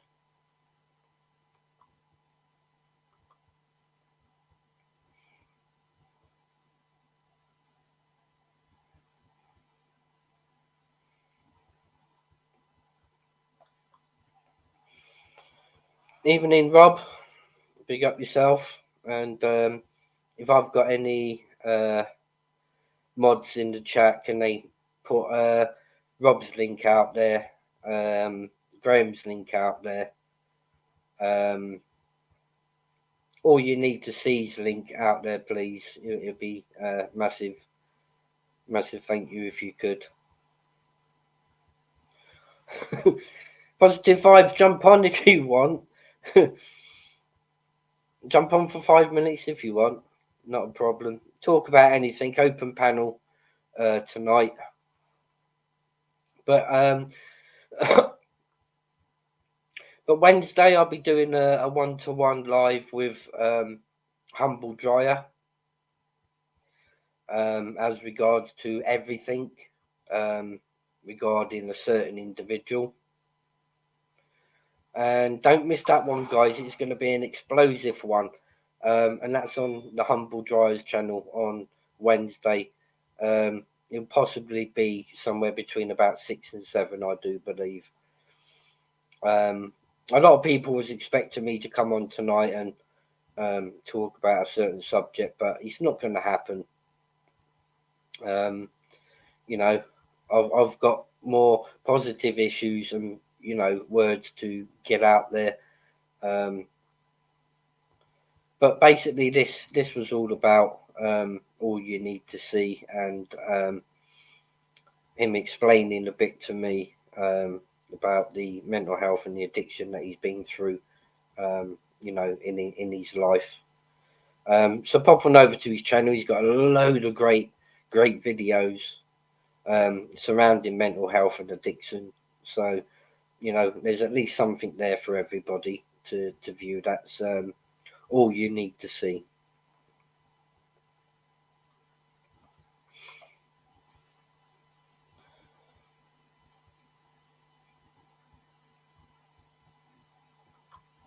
You know, I'm fed up of putting negative videos up on my channel. You know, where hope it isn't to do with a certain person, aka foil. No, it's not tinfoil. It's a one-to-one interview that Mr. Humble Dryer wants to do with me as regards to Dick in his pants. You know, so everybody's going to hear my side. You know, of that and recent events. He's put me and my wife in a recent video he done yesterday. You know, which I'm angry about, but you know, I'm not going to speak about it. You know, on my channel, I'm not going to do a right to reply video again. All will be revealed on Wednesday, between 6 and 7 on the Humble's channel.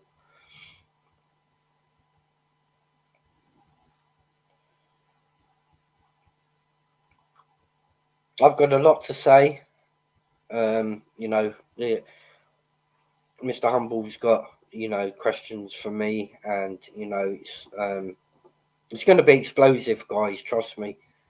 And everybody with a doubt that they think that I support that side will, after Wednesday, they will know 1,000,000% sure in all their minds, that I am, totally keeping out of it, but against him at the same time. Incidentally, I did strike his channel this morning. I was on the on the chat to YouTube today for this morning for about an hour or so, as regards to a certain video that he's put on his channel, and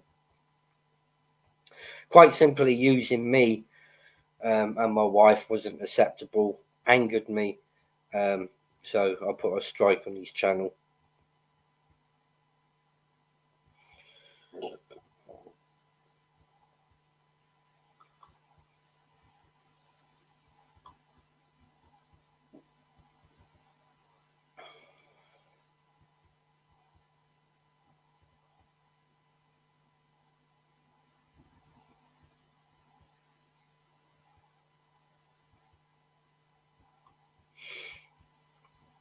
On Dickie's channel, he's put a community post up saying somebody put a privacy strike on his channel, positive vibes, and he was blaming one or two people. So I went on Humble's channel earlier and said that it was me that done that, for the fact that he was using me on his video, and my wife.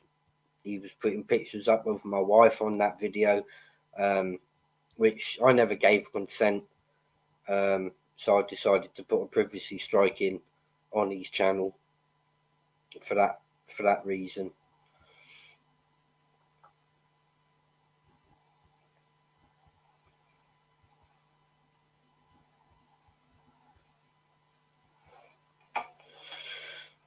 But yeah, what I want to know, I want to learn more, on the way that mental health affects people's lives, because I've been the lucky one. It's never really affected me, but it's a subject now that I want to know a bit more about, how it affects different people's lives, and how they come to deal with it, and what sort of support's out there, for people that suffer from like post-traumatic stress, and the other forms of mental health. That's what I want to learn about now. So hopefully I can find one or two people, that can come on and explain to me all about it. Um,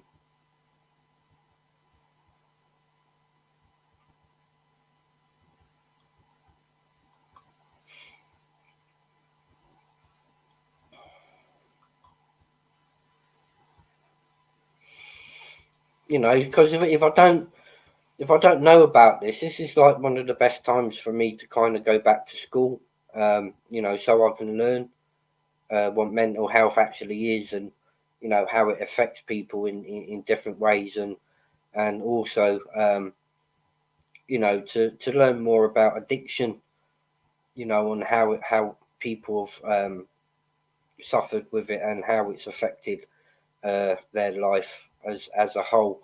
These are the sort of subjects that I've never had the chance to ask anybody, about, and I want to gain a bit of knowledge about how, again, the help that's out there available to people, and how it can help to change their lives.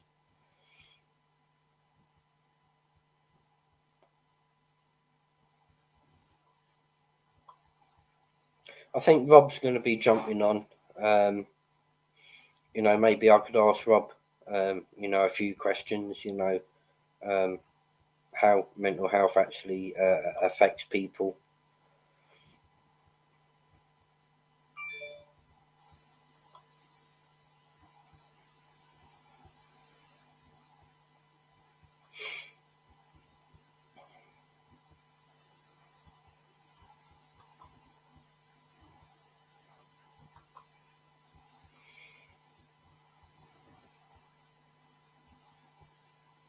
So, and also I believe that, you know, if you can get two people together, you know, that suffer from the mental health, and they have a chat together, you know, I'm a strong believer that, you know, a problem shared is a problem halved, and you know, this is the sort of thing that the community needs, especially at this time of year. You know, there's a lot of people out there, they haven't got family, and you know, maybe they haven't got friends, and you know, to be stuck in that world. I suppose it's going back a bit before COVID hit. You know, where people that suffered from mental health before the lockdown, um, you know, they must have greatly suffered, you know, during the lockdown. Um, you know, this is the sort of thing I need to learn about now. Um, and I'm also think that, you know, some people might not want to talk about, you know, their problem with mental health because it's personal to them, and you know, some people might want to be open, you know, and tell us about their addiction, or you know, the mental health that they suffer, and this is what I want to touch on, you know, because I'm just as much learning about all of this, and you know, if I don't ask people these questions, or you know, if they don't come on, then I'm never ever going to know, you know, exactly how it is to feel going through these issues and problems, and um, you know, I'm not getting any younger, you know, and it's something that I haven't really been interested in before because I didn't suffer from it, but now I understand the importance, you know, for me to find out, you know, what I can, you know, about these issues, and you know, the way it affects people differently.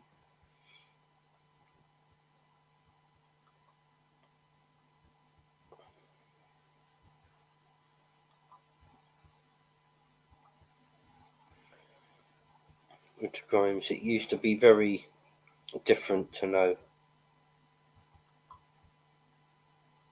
I've been on all class drugs, and now I am starting to feel like I am getting somewhere. See, over in America, I done a live the other day, and Gamfro jumped on my channel from the USA, and he was explaining to me that over there, um, unless you've got money to pay, um, you know, like organisations that are over here that are made to support people, you know, going through mental health and addiction. We don't pay for that. That's free through, you know, the government.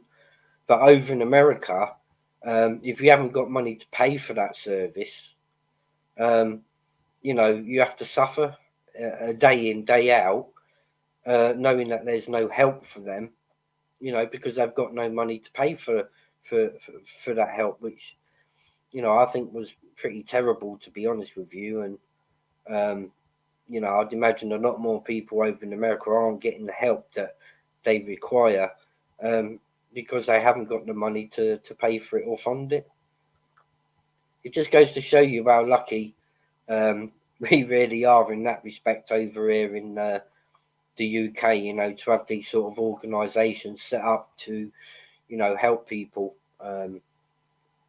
with mental health problems. And anxiety is like a tightness in the chest, often mistaken for a stroke or a heart murmur or a heart attack, mental anguish, a real fear of things, doing things. Anxiety has many levels. I agree with you, Brian. PC. I mean, anxiety in itself, um, you know, can be very stressful for people.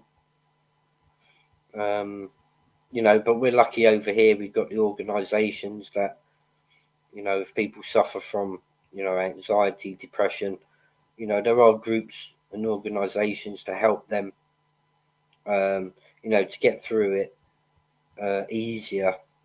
I would hate to live out in America to have a problem like that, because that means if I don't have money, you know, to pay for this, then I won't ever be getting any help, you know. So it's probably hard enough for people to live with it day by day, but knowing that they have no help whatsoever, that's bad.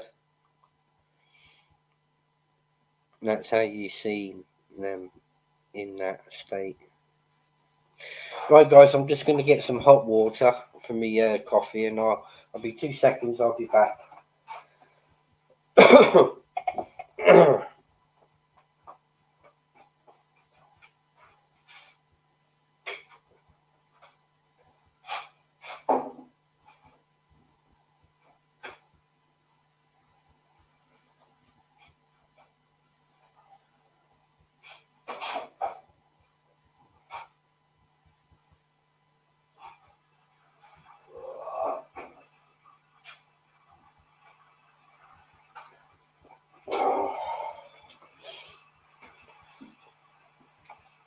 Oh, let that kettle boil.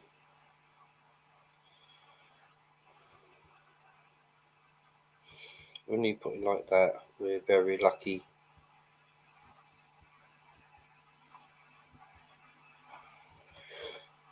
The therapy for anxiety is to help one who suffers from anxiety to recognize the triggers and change the thought process of why one is thinking of those issues.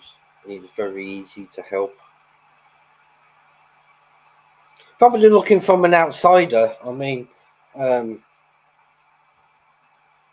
would probably look at it different to somebody else because I'm not going through it.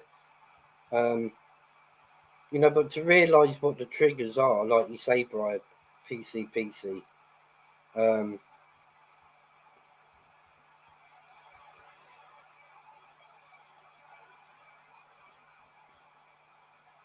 They will need to connect their mic/cam before you can add them to the stream.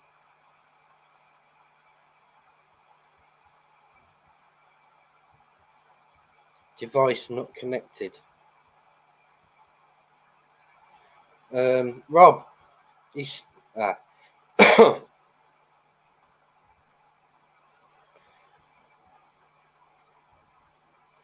and we've got Rob in the show. How you doing, Rob?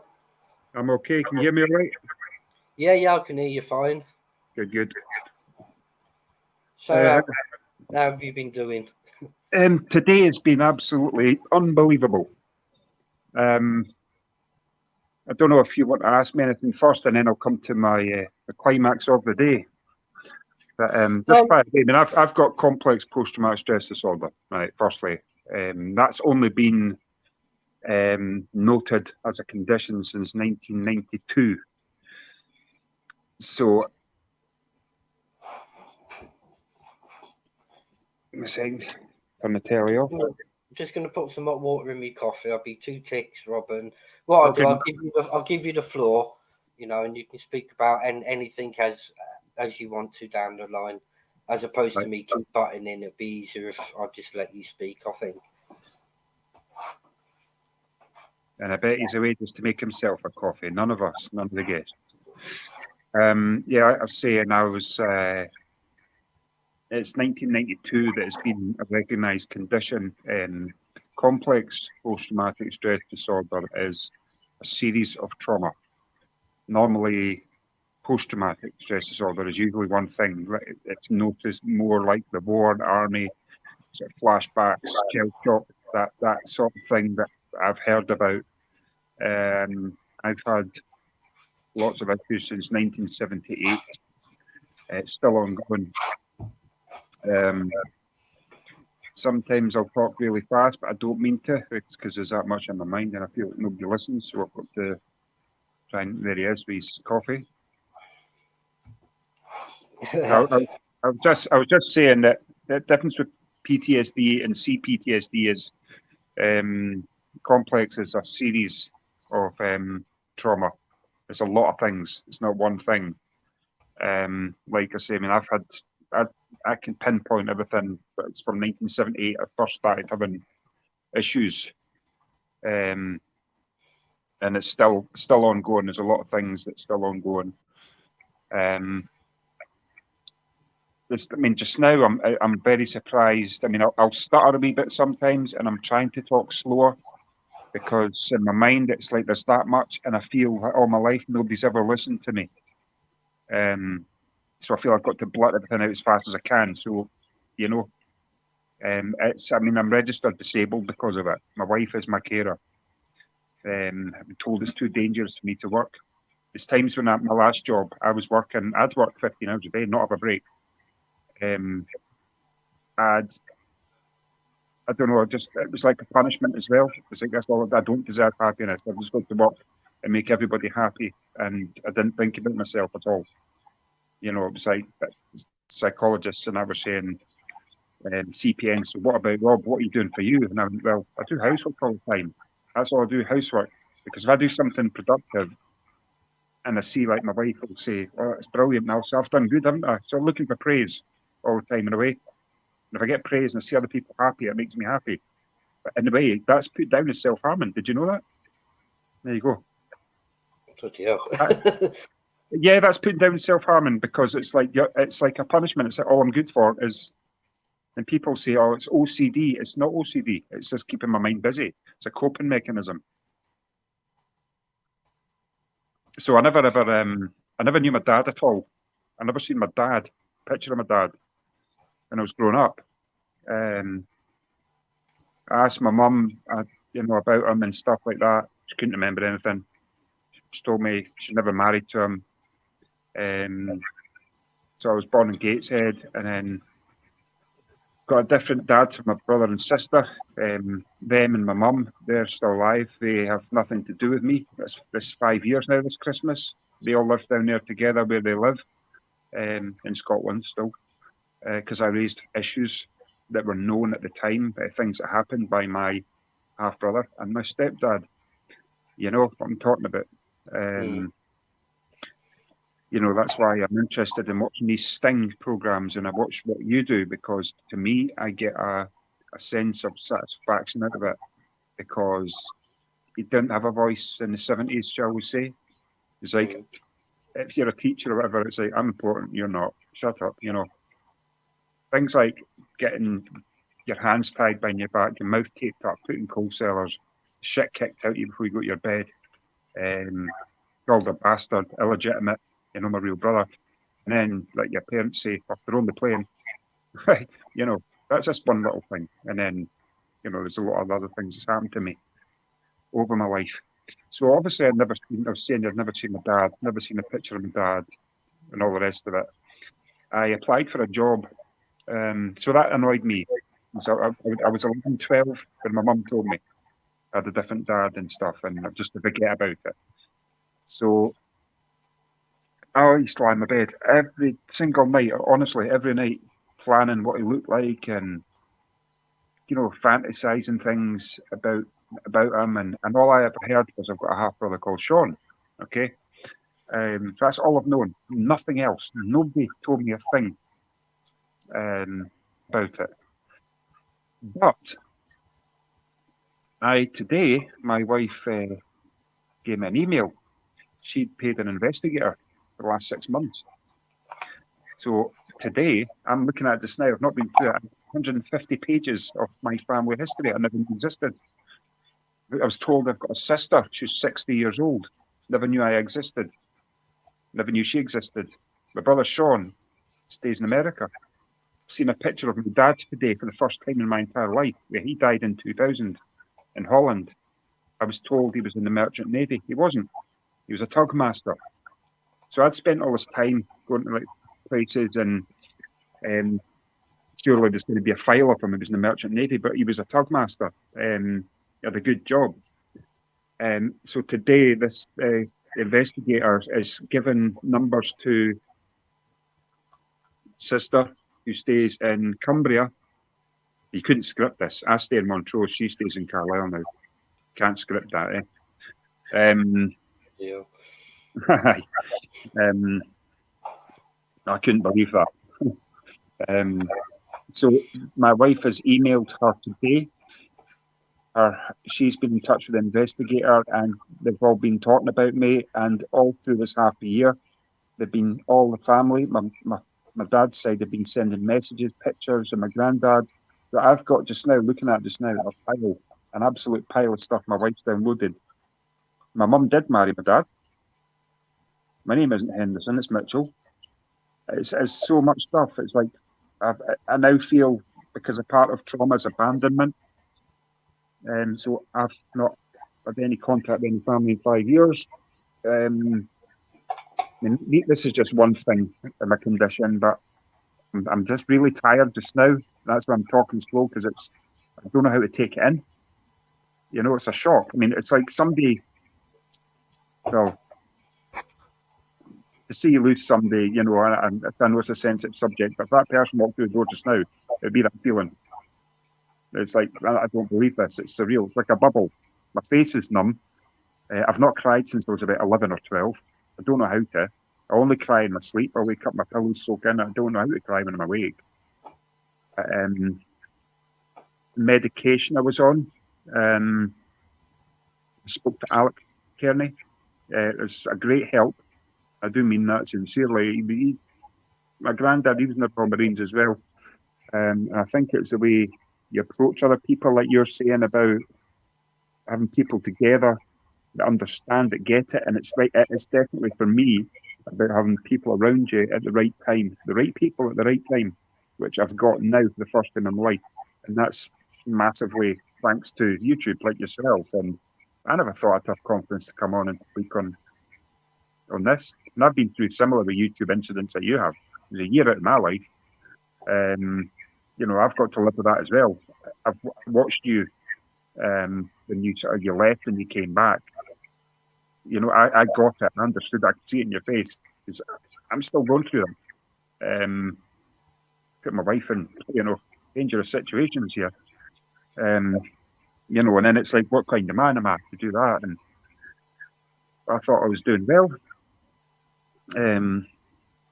But that was for Speak Out Scotland. That was a Scottish charity for men only.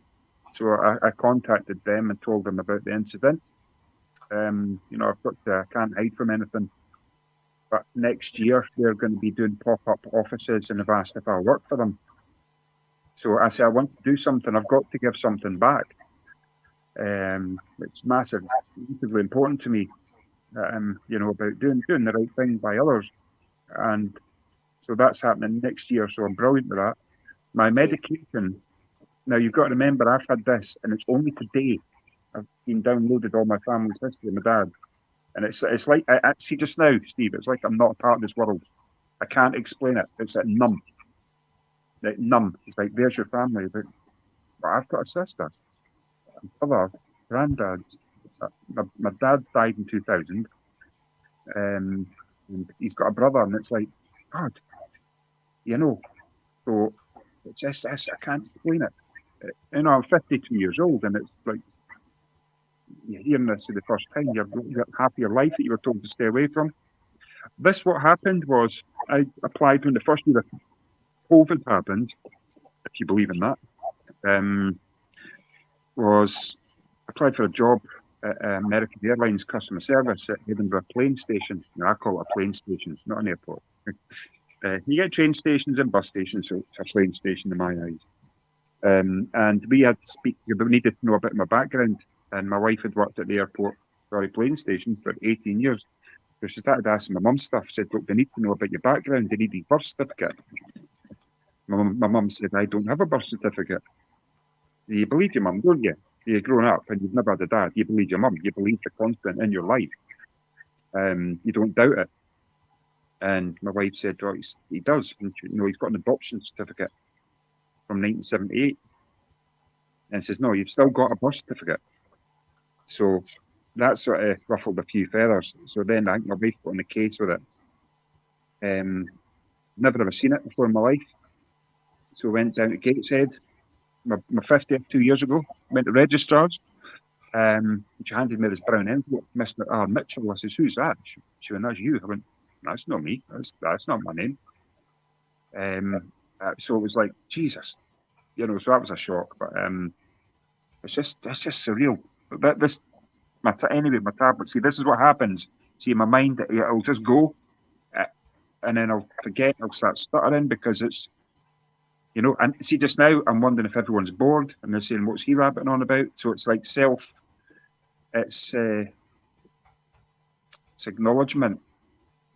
You know, I've helped a few people sort of get over sort of bad traumas and stuff. When I say help,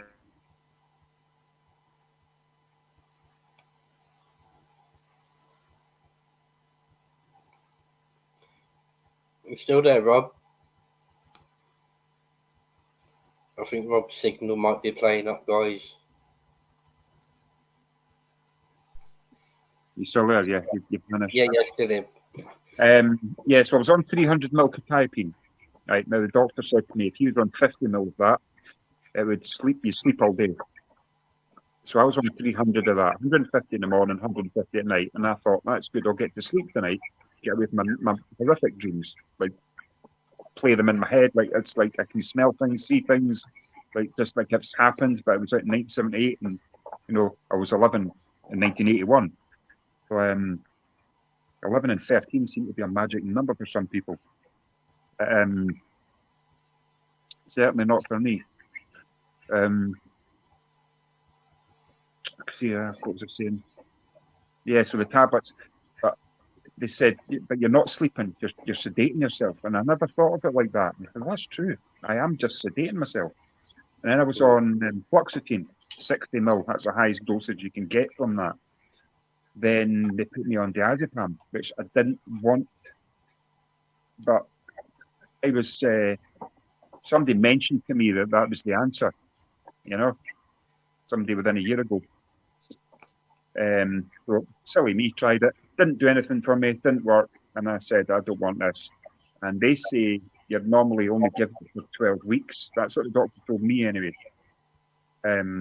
So I didn't want that, just came off that. And then I came off quetiapine. I thought, one day I'm going to come off these tablets and say, you know, I've been on them since 1997. So I was fine coming off quetiapine. I felt worried at night time I wouldn't get to sleep because I didn't have this crutch that would make me sleep or sedate me. I've been off my fluoxetine now for 4 weeks. Now, today's the first day in the morning I've not felt like I've been standing on a boat or a ship or I feel seasick. Today's been the first day that's left me. So I am still awaiting my psychology, my psychotherapy, right? So I've still to see about that. But I've managed to come off all my medication. I'm so proud of myself for doing that. Because I used to be a heavy smoker. I'd smoke 60 fags a day. And there was one day I thought, I've had enough of this. I just stopped. And I thought, well, if I can stop, I can do it. And took the tablets quick enough. It's come off them quick enough. You know, it's a mindset thing. So Alex was saying to me, it is mindset. It is mind over matter, but you've got to be at the right place at the right time and have good people around you and positivity around you. Even like this, if I wasn't speaking to you just now, I'd be sitting staring at the wall, overthinking, trying to answer my own questions that can never be answered and eating myself up. But yeah, so I'm off all medication while I'm waiting psychotherapy.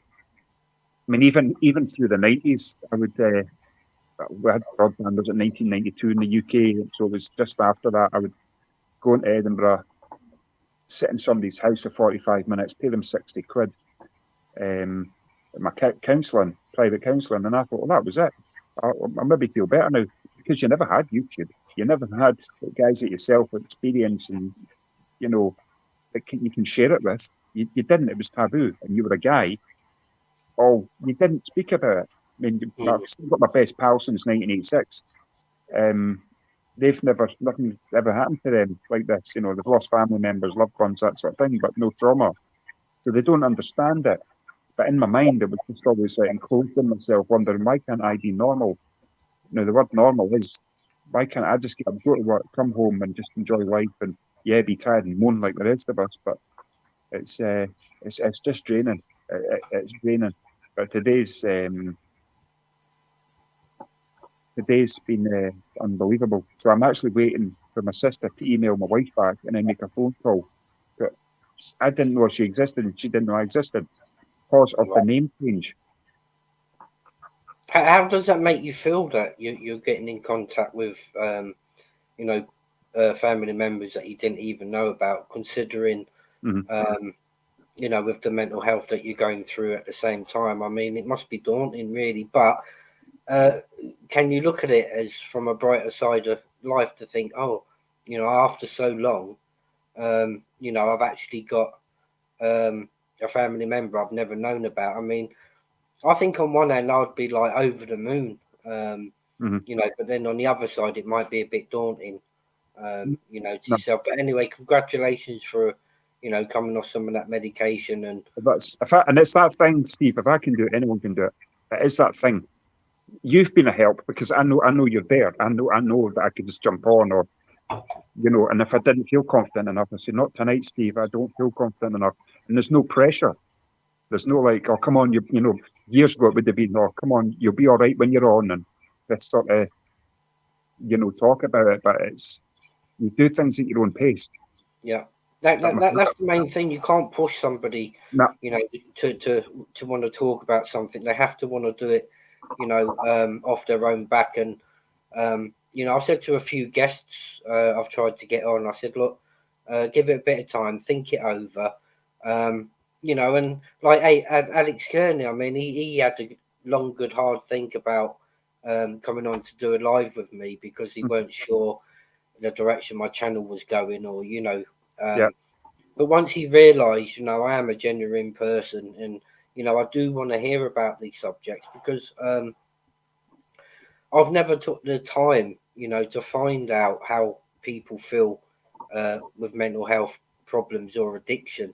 You know, it's only now that I'm learning as much, like from yourself, you know, and other people that come on and they're happy, you know, to talk about it because it's opening my mind, you know, to the difficulties that people are facing. Just because I'm not going through it, don't mean to say that I don't want to know, because I do. And I mean, we've both got a link back to you know, an individual from the past, and for people to sit and explain to me, you know, what they're going through, I can get an understanding. Like my wife, she does dialysis like 3 times a week. She's got a terminal, she's terminally ill. Now her mum died, excuse me, in 2017, and she still hasn't cried to this day. And I found out my cousin died like 3 weeks ago, and my mind and my tears were flowing for days and days, and I just couldn't pull myself out of that. You know, so I spoke to my wife about it, and the good thing about our relationship and marriage is, you know, we feed off of each other. You know, when she's down, I can pick her up, and it's very rare, you know, that I have a down day, because, you know, I've got to stay strong for her, but I can't be strong all the time. And to hear stories like from like your world and, you know, other people's world, to how lucky I really am, it basically makes me understand the issues and how deep that they actually go, and how many people around the country are actually suffering from this. It's you know, something that's interested me now. So I need to learn what the struggle is with all these people, and, you know, like yourself, you know, you can only talk when you feel right, you know, to talk about it. And I've got utmost respect for you, 1,000,000%, you know, for coming on and being able to openly talk about it with me. There's a place here in Montrose as well, Steve. It's called, I mean, I remember when we were looking for properties around here, we're up here at Aberdeen and sort of around the surrounding areas, and we've got 4 Labradors, so we needed by the sea and stuff, and we just wanted a new life, get away from a lot of triggers in life, you know, that side of things, and just focus on us. Your relationship with your missus sounds very similar to me, because if I'm down, my wife's up, I can, you know, bounce off each other. And do you know what I mean? It's that yin and yang thing. It's that thing. You know, it's like she knows what I'm thinking sometimes, or she'll finish my sentences for me. Just all these little things, a lot of quirks. But can I see what I mean? I can't remember what I was saying now, what I started saying. just when we moved up here. So I mean that's what it was all about. Just not running away from anything, but I just wanted to be with my wife, and she wanted the same sort of thing. But Can you find your triggers? Can you understand like the trigger points that Yeah. Yeah, 100%. Everything's like, I mean, I can, like just now, I've just thrown myself back in a top bunk bed, 1981. I can tell you what the bottom bed sheets were. Remember those candy striped sheets you used to get, like pink, yellow, and I. Yeah. The blankets, the blankets, because we never had continental quilts back then. I can tell you what posters were on the wall, left to right hand side. Everything. I can smell everything. I can hear the light going off. I can hear, and it's like I'm in a film. It's like it's happening now. And it doesn't leave you. But again, going back to medication, to me now, after I've sort of understood it from a different angle, with advice from Alex, was I don't need them. I wasn't born taking them. You take them because I'll try these ones, and then you get excited to say, "Oh, I've got these different ones. These might be the ones. These might work better." It's not. It's not. Yeah, I'm just a customer for a product. It is mind over matter.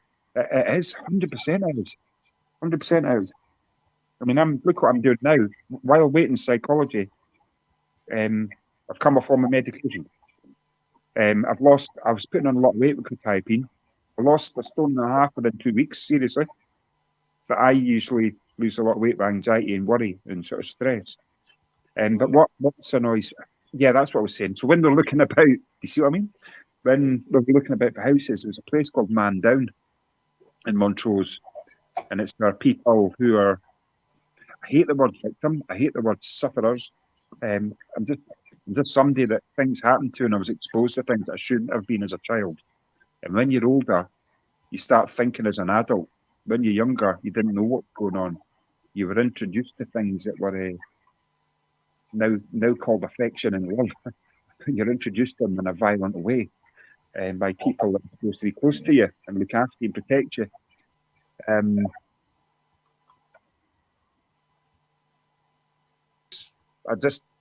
My panic attacks, I used to think panic attacks were you shaking that. Mine's were, panic attack for me is, I want to lie down, fetal position, no matter where I am, and just not be here anymore. I don't want to kill myself.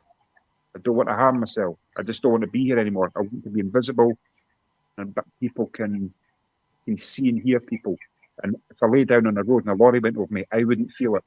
That's my panic attack. And I just sit there and I have to lie down because everything's the worst case scenario.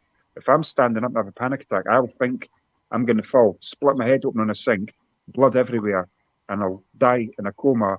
I'll die alone, but I'll picture it. Before I stand up, I'll picture the scene in my head. It's horrible. It's not nice. So anyway, I went back to this Man Down in the morning. I says, "Can I pop in?" They went, And I just walked in the door and I said, "I need to speak to somebody." And the girl said, "What is it?" And I says, "I just need to speak to somebody." I says, "I'm just feel at the end of my tether. I don't know what to do. I can't work. I mean, I've worked since the day I left school. I've got a trade. I was a professional drummer. I've done all my goals in life. I just felt a mess. Just like, what's the point?" I said, "What's the point? Nobody likes me. Nobody cares for me."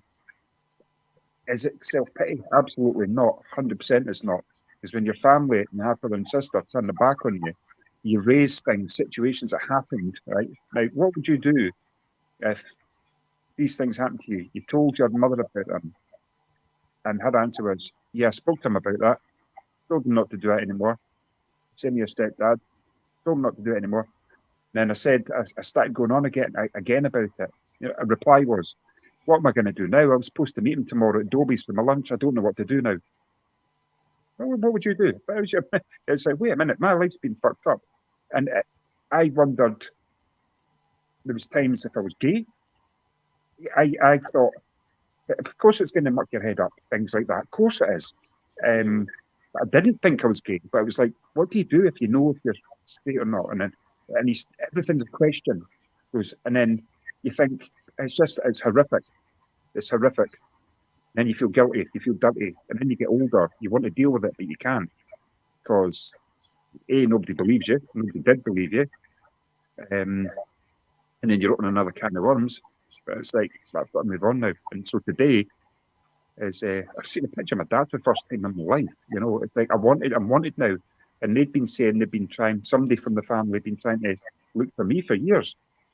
I never knew they were doing that. Nothing. But if I had got the answers at the time, this wouldn't have happened. If I had somebody been honest with me and said, look, sit down, you know, this is what's happened. I mean, I've seen my mum said, it's funny because you always get told you don't lie when you're a child. You always get found out. No matter how long it is, you always get found out. In fact, and it's happening on YouTube just now for somebody, you know what I mean? It doesn't matter how long it takes, you always get found out. Now, I was like, hey, Santa's no real. It's funny. See, I use humour with stuff. If I'm struggling with stuff, like I'll say that. And say, but you lied about Santa. You lied to me all my life when I was a child. But she told me she'd never ever married my dad. And she did. I've seen my mum's marriage certificate today for the first time. It's all these things. Nothing made sense. There was a 2-year gap in my life. And I thought, well, why did Rebecca back to Henderson when she married my dad? Stuff, there was so much. There was so much. Now, I think 2 a.m, getting lifted up, taken to a hostel. My mum and my sister would have to go to this hostel because it was only ladies that were allowed to go there. Me and scum of the earth, sorry, her son, going to a complete stranger's house. 2 a.m, stuff like that. So where am I? Who are these people? I was sleeping in my bed an hour ago. And you're sitting up at some complete stranger's house. Here's a bit of toast for you. Do you want to go and play with my son's toys in his room? Who are you? You know, it's a lot of confusion. And then you've got school. You go back a year at school. And then you're called stupid and thick and buns, remedial boy and backward boy and all this bullying that goes with it. But now there's labels for all these things. Back in our day, it wasn't. You'll know that. It was that you're stupid, you're thick. You know. Now there's names for it. You know what I mean? Yeah. You know what I'm saying? I think Brian's put a question up. Are you fairly active individual and well-travelled, or were you well-travelled, very active? Not sure what he means by that, but... No, well-travelled. Went abroad first time in my life in 5 years. I toured over Italy. My band I was in. Been to Spain on holidays. No, Gateshead, Fife, Edinburgh, Dalkeith, all these places. So it was, you know, but lied to. Wouldn't matter where I went. No, not well travelled. No.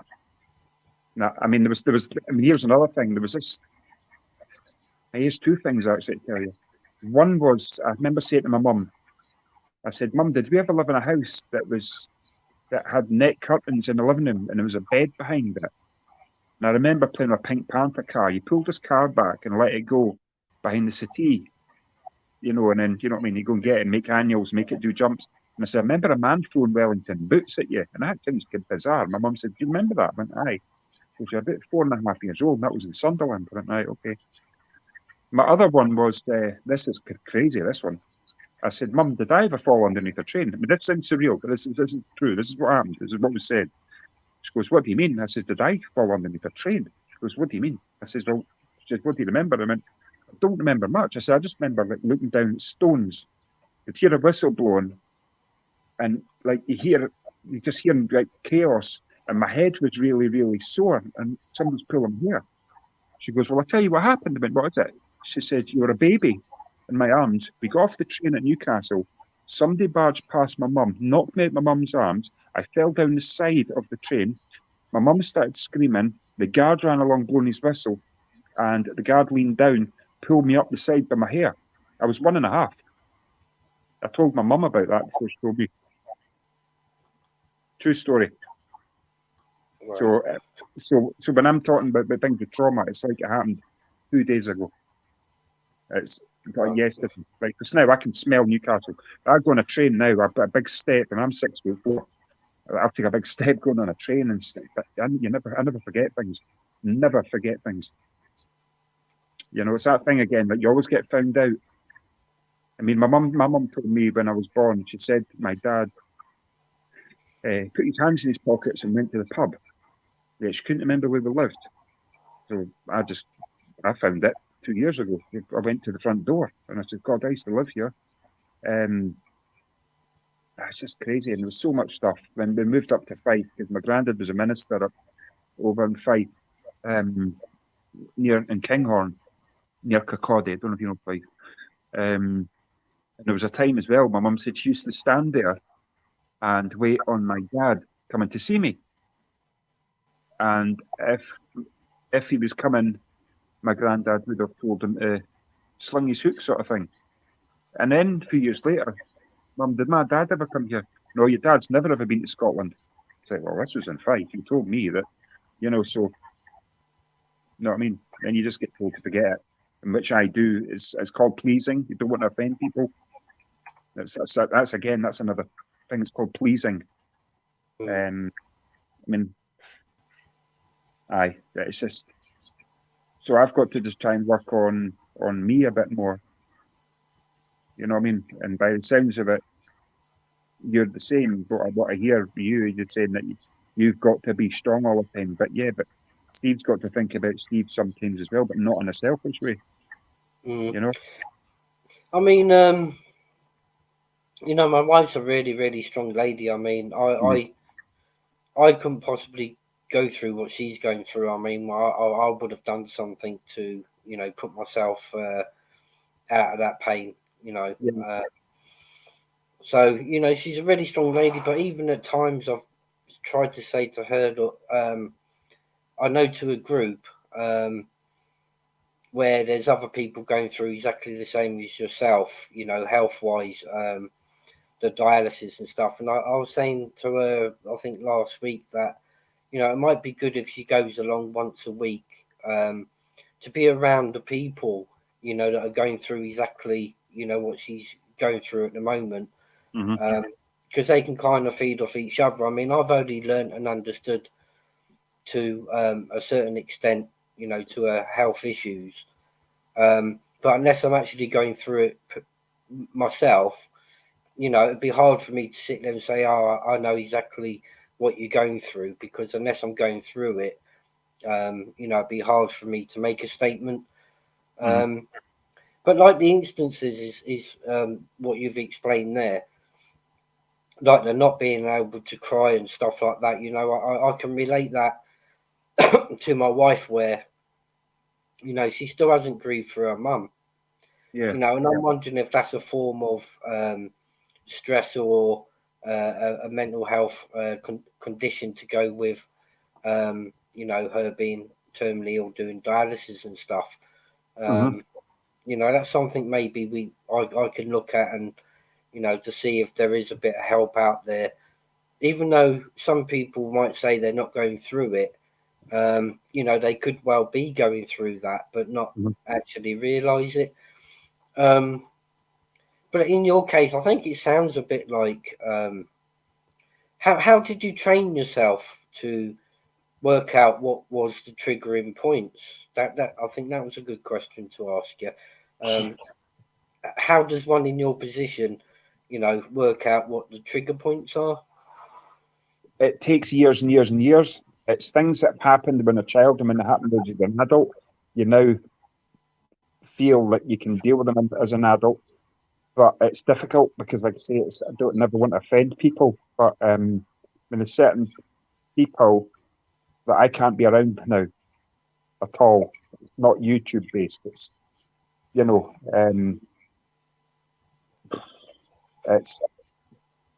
it can be smells, places. I went back to that house that I used to get abused in with my wife, and I thought, I'll go there, I'll look up at it, and I'll say, fuck you, And I showed Sharon, so see that room up there? That's where it happened. That's where the bunk bed was. And see that room at the front? I used to get the shit kicked out of me there. Battered black and blue and stuff. So I thought that I was doing a good thing by facing a fear, because they say that. See, again, I was trying to work out things in my mind. It was like, if you've got a phobia of spiders and snakes, they say, try and hold on, the snake's not slimy. So I put that in my head. It backfired on me. And this is only last year. It backfired on me. So it's fear. It's fear and anxiety triggers. God. I mean, I'm frightened. God, this is a very, very controversial thing to say, but I'm frightened of, shall we say, not men and women relationships. I'm frightened of it. I see it as a fear. I feel very threatened by that. But that's a trigger. I was said, well, that's justifiable because I've not dealt with it. Mm. I get angry. It's like, well, why have I deal with other people's behaviours? Why am I getting left to deal with this? But other people just get up and with their lives every day that have caused this, created it, and not giving a shit. I remember standing up in the 90s and my mum said to me, "What have you done to the back of your head?" I went, "What are you talking about?" She said, "Stand up." She held the mirror. The back of my head, 90% of the back of my head was bald. I sat and pulled my hair out. Haven't you done it? I felt comforting. Just sit and twirl it and pull it out. You know Gaza, Paul Gascoigne? The footballer. Yeah, he's my absolute idol. See, I get him. I understand him. My childhood hero sort of thing, football-wise. You know, he twitches, and when he's playing football, he would twitch his head. That was the same thing. I used to jar my head forward, like just jar it. Like just now I'm speaking to you, my stomach's pretty hard. And you know when you get a dog and they breathe, they go like that. That's how I'm breathing just now inside. I don't know how to breathe. But people say, "Oh, take deep breaths" and all the rest of it, right? So I said, I don't like doing that because it's a reminder that something's wrong. If somebody else copies that saying now, somebody else who claims to have CPTSD, they copy disabilities, yet they're not disabled because of it. It's horrible. It's a cruel thing to want to have. Just triggers. It can be anything. It can be a song. It can be a smell. It can be, I mean, I the first year of COVID, I went to speak out Scotland. I was sitting in my living room when I was on Skype, and sitting having to tap my shoulders and swing my legs out to keep my active part of my brain busy. While I'm doing this, I'm thinking everyone else is getting on with their day, and I'm having to sit and do this, and it's difficult. And say, where's the care? Where's the what? I'm sorry about this. And people say, "What do you want?" I want acknowledgement. Acknowledgement. I want to be acknowledged for this. It's just anger and frustration. So that sort of steered me on to you know what? Fuck it, I'm coming off my tablets. I don't care. And I never weaned myself off them either. I thought, nah, I'm just coming off them. But stop smoking quick enough. Started it quick enough, so just stop it. Simple. It's true that. I mean, I know some people, everyone's different. But it was like, nah, I'm stopping this. So, I mean, I can't sleep at night properly at all. I wake up every hour, every 2 hours. Then I'll get up in the morning. I'll get up and do like 90% of the housework, wash windows and stuff, keep myself busy to save me doing it when I do get up. Then I'll get up. My wife will say, "Look what I've done this morning. That's great. Eh? I've taken my time with it and I've done a good job." You're looking for praise. You're looking for an acknowledgement. It's also pleasing. Yeah. Wow. It must have been tough for you, but I'm glad that you're coping maybe as good as you can at the moment. And, coming off them tablets, I mean, I can only but big you up for that because, and to be able to notice the trigger points, I mean, that's another good point because a lot of people, I reckon, they're still trying to work out what them, trigger factors are. I mean, when I was younger, I think I was about 14. My mum married me stepdad when I was about 6. And then he adopted me through the courts, like doing it all the proper way. Yeah, so it happened to me. And I remember back that I think it started when I was about 13. I mean, he used to whack me about a bit. Now, if I was 14, I think, and I'd come in from playing out with my mates and that at it'd give me a time limit of like 10 p.m. Now, if I came in 30 seconds after that 10 p.m., it just set about me. He started with him like whacking me around the ear roll, and as I got to 15, it became like solid punches. Yeah. My mum at the time, I was telling my mum about it. She was asking me where certain bruises come from, and I'd say like I've opened a cupboard on myself, or I tripped on the step outside, and eventually she realised that what was happening. And when I got to 16, it was probably the worst punches I'd ever received. And Yeah, same here. Just totally get that. Yeah. And to think he come from a man that's supposed to love me, and he Yeah. adopted me. Well, to get away from it all, when I was 16, I joined the Royal Navy just to avoid and to get out of the house. And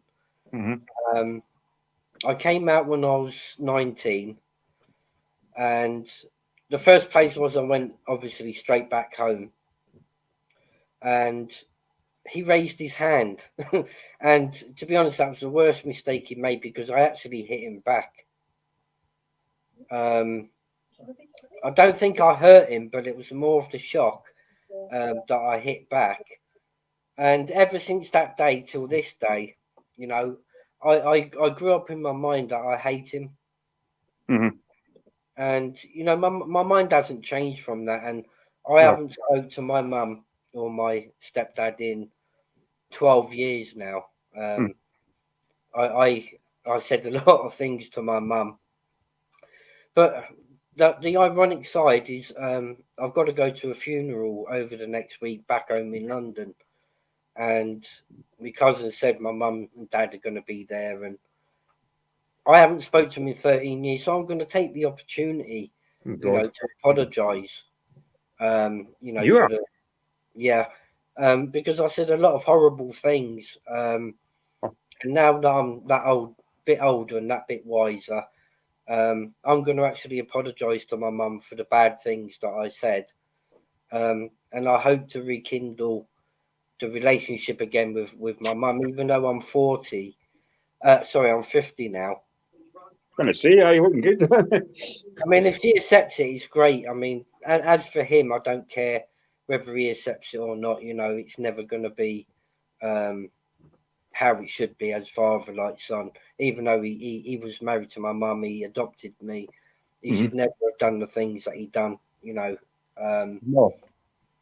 So I don't care less about him. But my mum, I want to rekindle a relationship with my mum again, and I'm going to take the funeral as an opportunity to do that. I thought you were going to apologise to your stepdad. I thought, what? That's why I went. I will never, ever apologise to him in a million years. My mum, I'll go down on 2 knees and beg for her forgiveness for what I said. Because she's my mum, she's my flesh and blood, and he's just somebody basically that's married to my mum now, the way I see it. I owe him nothing. He should never have put me through hell like he did. He should never whack me or punch me in the mannerisms that he did. No. And like I say, when I was old enough and big enough, I struck back. And I left that episode there at that door. But I still remember the exact events. But even my wife said to me, it's easy for me to push things to right at the back of my mind, as if it never happened. Maybe that's a talent that I've got, but the day always comes where it's always going to be at the forefront of your mind. Yeah. See, that's if you cope with that, you can put it to back your mind. I couldn't do that. It doesn't make sense to me. But I'll get up and clean your house and decorate somebody's house for nothing for them all day. That's my trade, by the way. But that's how I cope. So do you ever think to yourself, if I could turn back the clock, what would you want from him? What would you want? Any form of acknowledgement to this day from him? Any form of anything?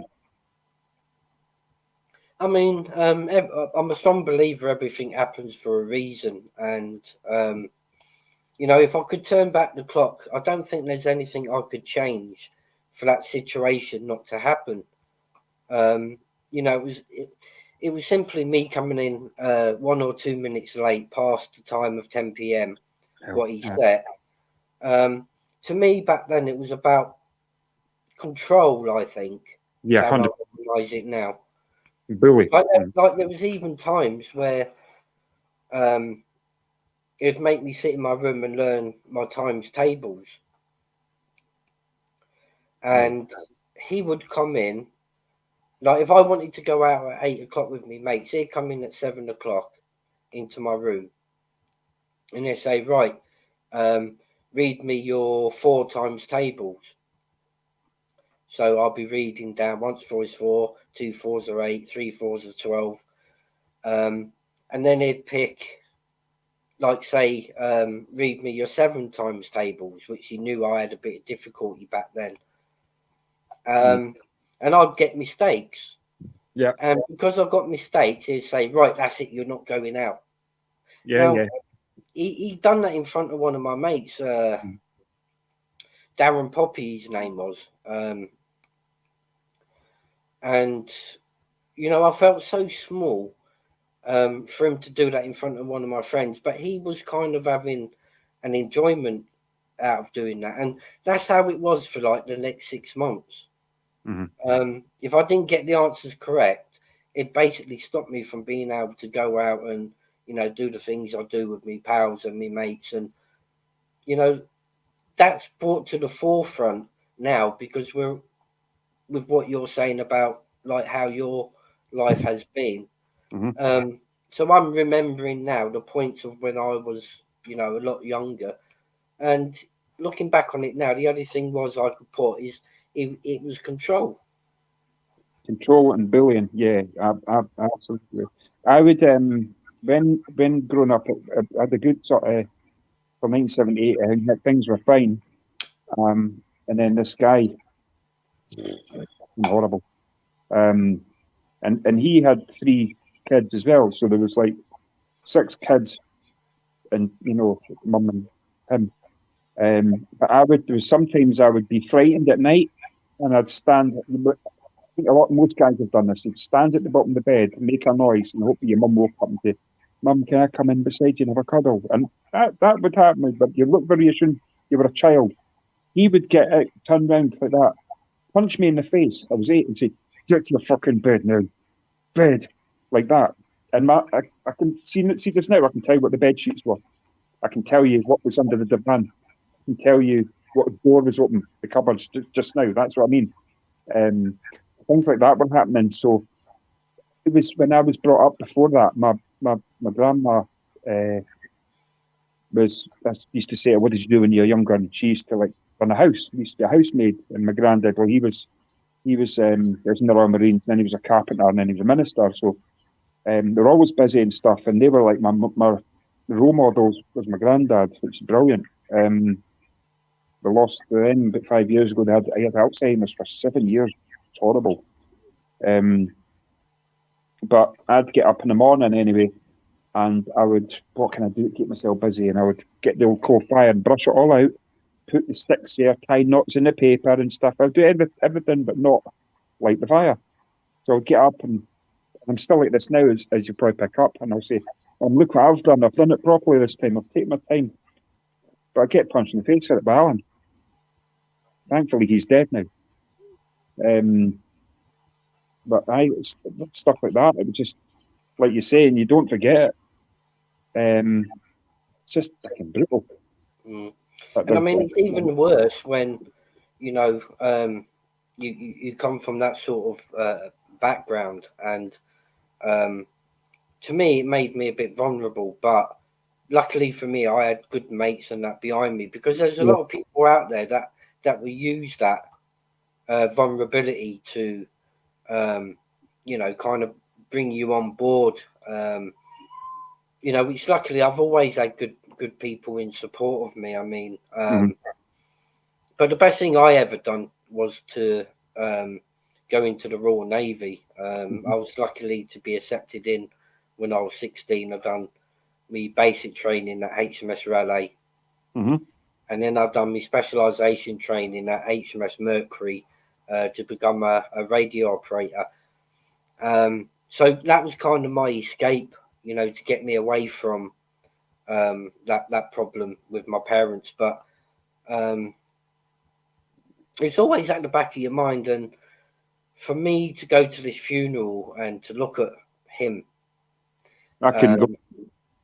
I've got to be the bigger man in it, and I'm twice his size now, and it's quite easy when tables turn in that manner, but through me getting whacked and about like that, it did toughen me up through like the later years of like my teen life, because I always said to myself, no one's ever going to do that to me again.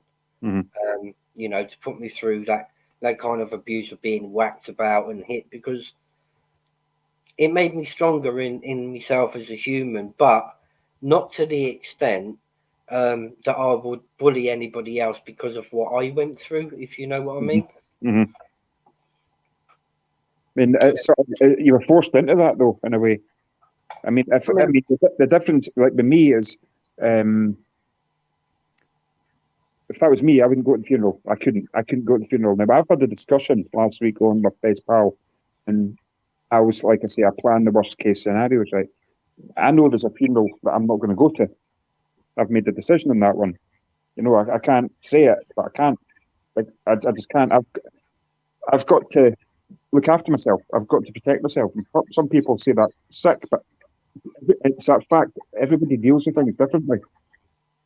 I'm just going to use the opportunity, really to rekindle with my mum, and if he wants to accept the fact, then that's better. But I know they're going to be at the vulnerable state because it's a funeral. But like my cousin was saying, you've turned out to be an awesome gentleman in your life, and your mum needs to see that, even though I said a lot of hateful and hurtful things 12 years ago.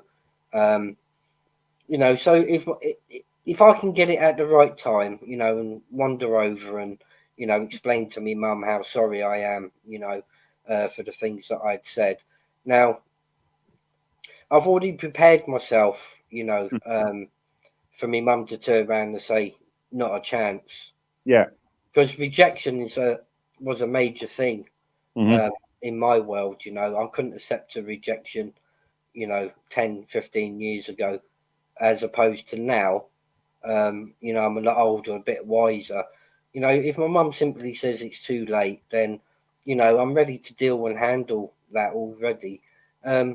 If she opens her arms, then, that makes a bad situation into a better situation for me. Because you only get one mum, don't you? I mean, as for him, he's not my flesh and blood. He's like my stepfather. I won't ever forgive him for what he done. But when I hit him back, that was enough justification in myself, to say to him, look, I'm a man now. What you've done to me was wrong. He can't step in the way between me and my mum no more. And, I won't let that happen. If he steps in the way, then, I might just slap him round the face, to say to him, look, I'm bigger than you now. So I'm ready to handle that, and I'm ready to get the rejection if my mum decides that, she don't. But you've got to remember, you're still a child. You're still a son as well. I mean, straight away, I'm worrying for you, because I hope it works, turns out how you want it to turn out. But also now I'm going to worry in case he makes things awkward for your mum, because you and your mum get close again. Now, this was a factor back then, because as soon as my mum realised what was going on, that he was lashing out at me, my mum would actually defend me to him, and they would end up arguing between the pair of them. And I do remember when I was 19, I did have a talk with my mum, and I said back then, when you kept defending me, and you ended up in arguments with him. I said to my mum, like, did he ever strike you?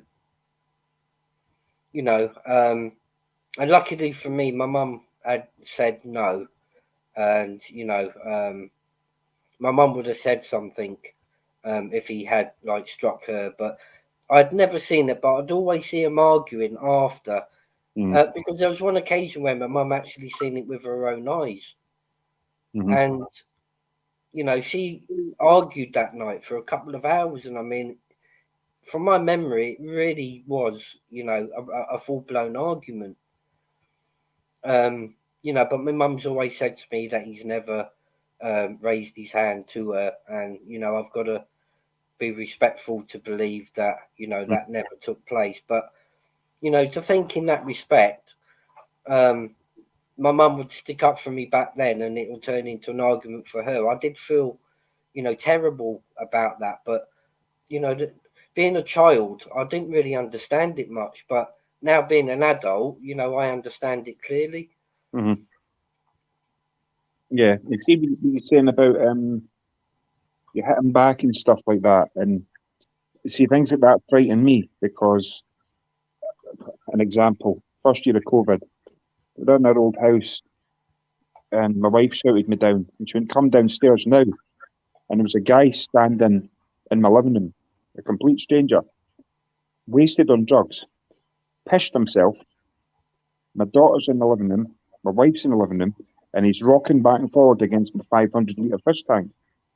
Most folk would have run down the stairs, kicked shit at him and put him out of the house, wouldn't they? I didn't.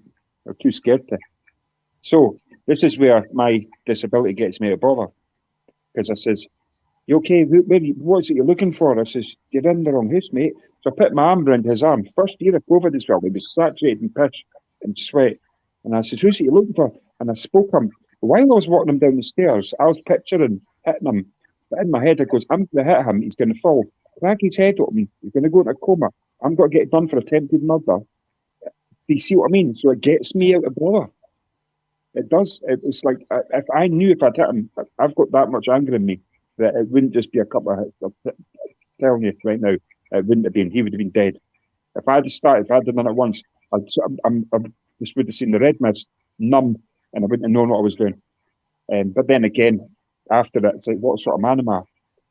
In my head, though, I thought, at least I got him out of the house safely. He was safe. You know, but he was getting a bit aggressive. I says, "All right, mate." I says, where is it from?" And I just sort of turned it into, tried my best. I just wanted him out of the house safely without any hassle, you know. Yeah. But I know what you mean, though. But there is people I do want to, and I wouldn't stop.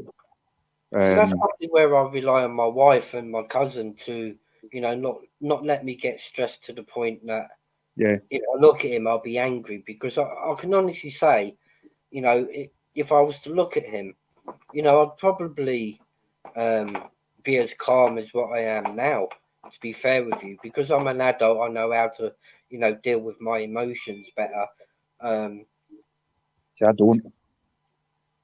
I mean, he'd have to strike me, you know, if that's the attitude. Yeah. He'd have to strike me first, but you know, I'll be more worried about the damage I'll do to him.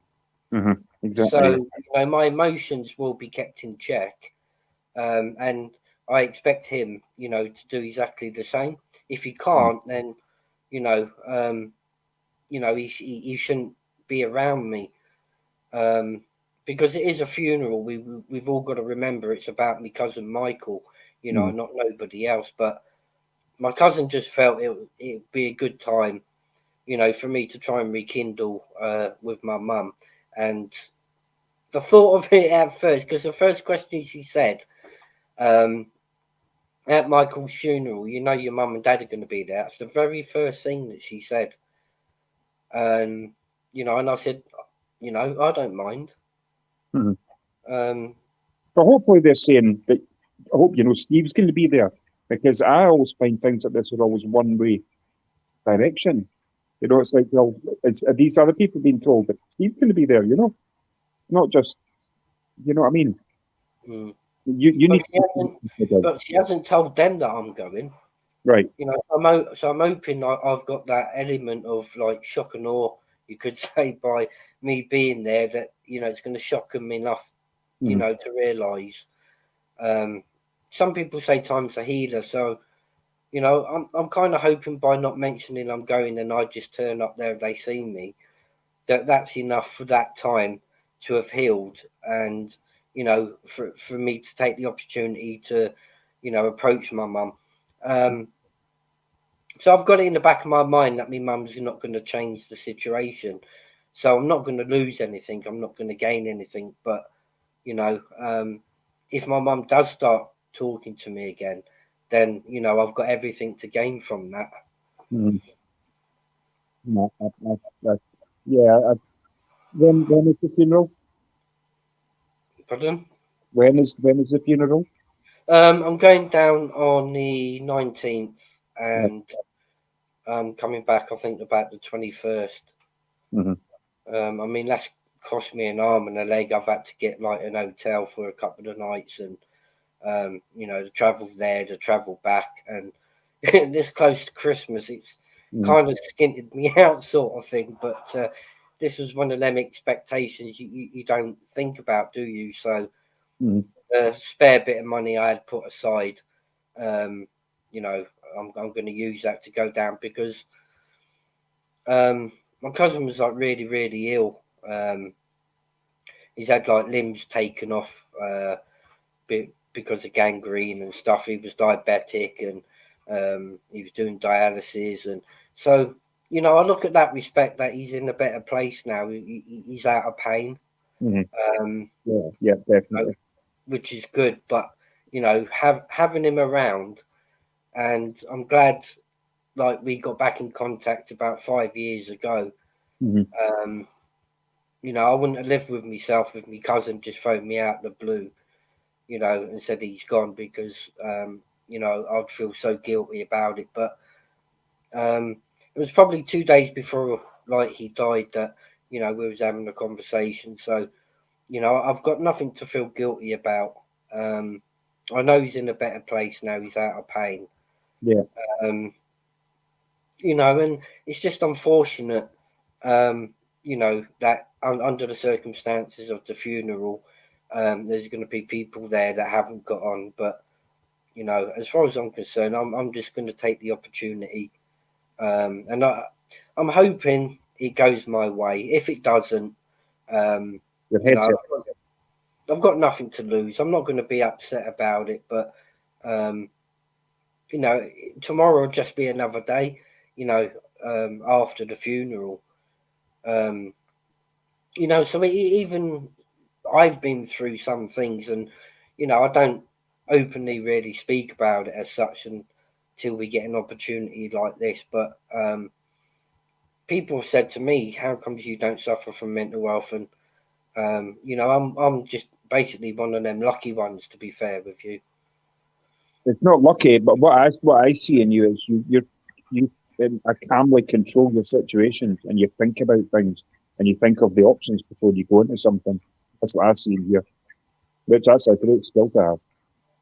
I think that's because I learned a tough lesson on the back end of last year. Yeah. You know, going on and supporting somebody that you know was totally undefendable. You know, I've had to change myself and my opinions, and you know the way that I conduct myself. Mm-hmm. I learned a very tough lesson, and you know I've put different things in place now, Mm-hmm. to the person that I was on the back end of last year, and that was only because I was manipulated, Yep. you know, with lies. Mm-hmm. Lies, deceit, and trust broken, and you think you're doing the right thing at the right time, and it's I just mean, I've got I think Mr. Humble's doing a one-to-one interview with me on Wednesday. mm-hmm.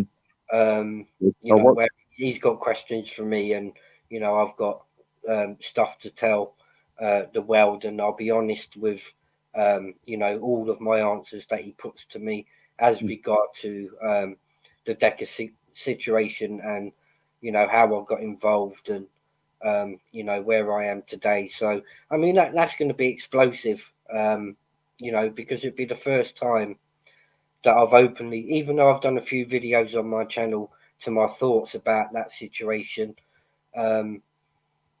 it's the first opportunity I'm going to get. And after that Wednesday, I will not be ever speaking about the situation ever again. You know, but for those people, you know, that don't know, or they still think that, you know, I might still be part of that. You know, Wednesday is going to be an explosive interview, and that's where all the truth will come out. You know, and I'm sure Humble's got a lot to put to me, and I've got a lot to say about that. That'll be good. Do you know what time that's on it? Or? You know, so I need to put that to bed. I think it's going to be between 6 and 7.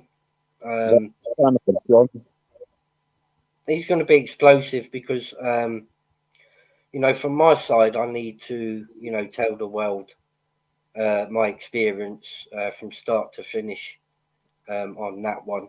And the way that he manipulated me, you know, with all the lies and deceit. And it took me a while to realise the truth. But, you know, when I found the truth, I made a statement, you know, once I find the truth, I'll chuck him under the bus. And, you know, this is going to be the last time I ever going to mention that guy's name out of my mouth.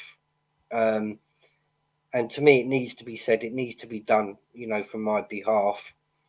And people need to realise then, you know, that I'm truly going to chuck him under the bus. It is about awareness, 100% about awareness. I mean, I never noticed it was happening to me, but my wife did, and you've got to go through it to understand it. Because people, things that happen and what I say, that can sort of be justified by him, but you know it's not right, and you know you've been sucked in, and you know it's like, what the fuck happened there? How did that happen? And, see, you know, praise on people's vulnerability, and you know, my probable vulnerability back then was, you know, what to believe and what not to believe, and you know, even me myself, you know, I was vulnerable, and he struck at that point to make me believe him for so long. You know, other people, you know, it took them all of about 2 weeks to realise. You know, with me, it took me a little bit longer, but you know, when I did realise and work out the truth for myself, it came in the way of a phone call that he had with his mum. Yeah, I've heard that. You know, and I did make a video a couple of weeks back. I'd done a live, and I was very, very upset. You know, and I wanted to fight him. You know, that I couldn't see no other way than, you know, for me to go and fight him. You know, I don't care about size. I know what I can do. Yeah, that's. You know, and that's the state he put me in. And, you know, people were expecting me to come on tonight, you know, with the same rant and the same attitude because of that video that he done last night. And I've not seen that. Put me and my wife in it. I don't know what that's. I've not seen it. He's done. He's put out the old expo that he done back in December. Right. Yeah. And there was an episode in it with me and my wife. Now, that angered me beyond, you know, and people were expecting me to come on tonight and, you know, have another big rant and rave. But I'll turn tonight's live into positivity. And, you know, Mr. Humble's given me the opportunity of a platform on Wednesday, you know, to deal with that. But I wasn't going to come on tonight and rant and rave about it because, you know, my channel's going to stay positive, and I don't want to put that negative on my channel no more. You know, this is what it's all about, me finding out about other people's like problems, mental health wise, and addiction tonight, you know, so I can be at school to understand what you guys are going through. It's what was I saying? yeah, you'll feel now, I feel safer now than I ever did. And the people around me now, that, you know, my trust has never been broken. The people say, "Have you got trust issues?" I don't. No, because I'm a genuine person. I'm not out to harm, deceive, or anything, but I'm just a general guy, a normal guy. I feel better now. I feel I've got the right people around me, and you being one of them. You know that I know is there. And that goes two ways. You can't have a relationship on your own. If you ever needed to speak, is to speak to them. To me, again, it's all down to experience, life experience, and if I can help people or encourage people, I will. You know, and just little pointers here and there in life, and it goes along too. See, I find it hard to reach out to people, to be honest with you. I mean, there's a lot, that I keep inside when, friends and relatives have said, look, you need to speak or get it out, or, that could be resolving anything in my life. Mm. I just find it hard to, reach out to somebody if I needed to chat for 5 minutes. Maybe it's my stubbornness. I don't know.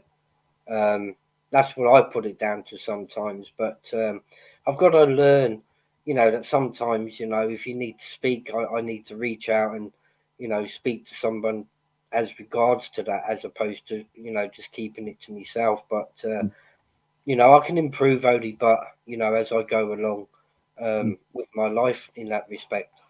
Mm-hmm. That's it. It's a day at a time. Life's funny, isn't it? It's strange, ups and downs, and like you say, you never know what's around the corner. You don't. You don't. Can you give me 2 minutes? I'm just going to get me cats fed off. Right, okay. They were shouting abuse at me about 10 minutes ago. I'll just be a couple of minutes, Rob. I'll be back. Go on, let's get you fed. Yeah. The Jaggy Fest. Where are you from? I don't know. I've seen you in the chat, and Rob said the same thing. That's that message. Yes, I'm coming, Spike. That's it. Quiet. There you go, big man. It's yours. Come on then, Ringo. Yeah, I bet it's fresh red salmon.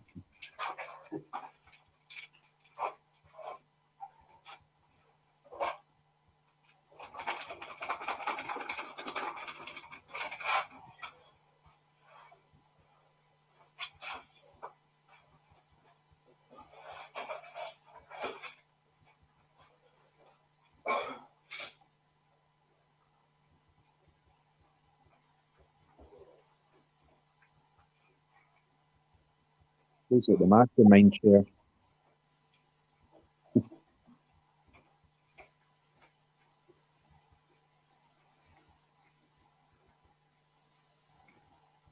You there, Jaggy Thistle? Because I don't know what the comment is. I'd seen you in the chat, and Rob said the same thing.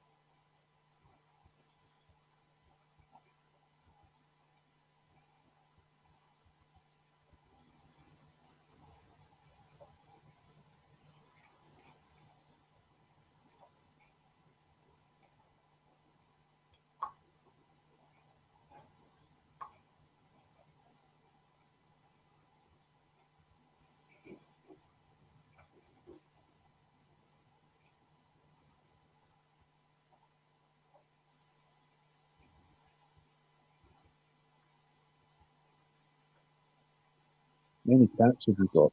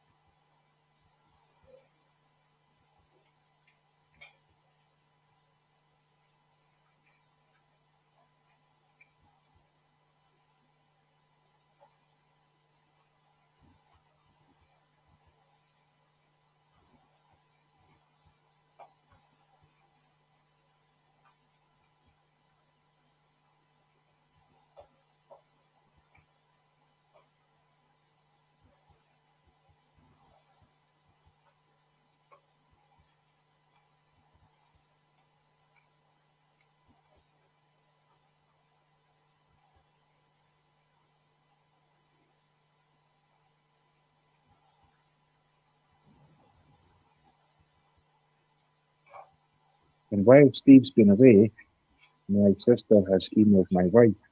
My sister's 60. I've not spoken to her yet.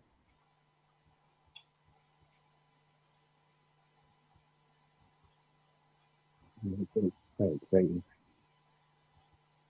Nice Christmas gift to get a family who want me. All good.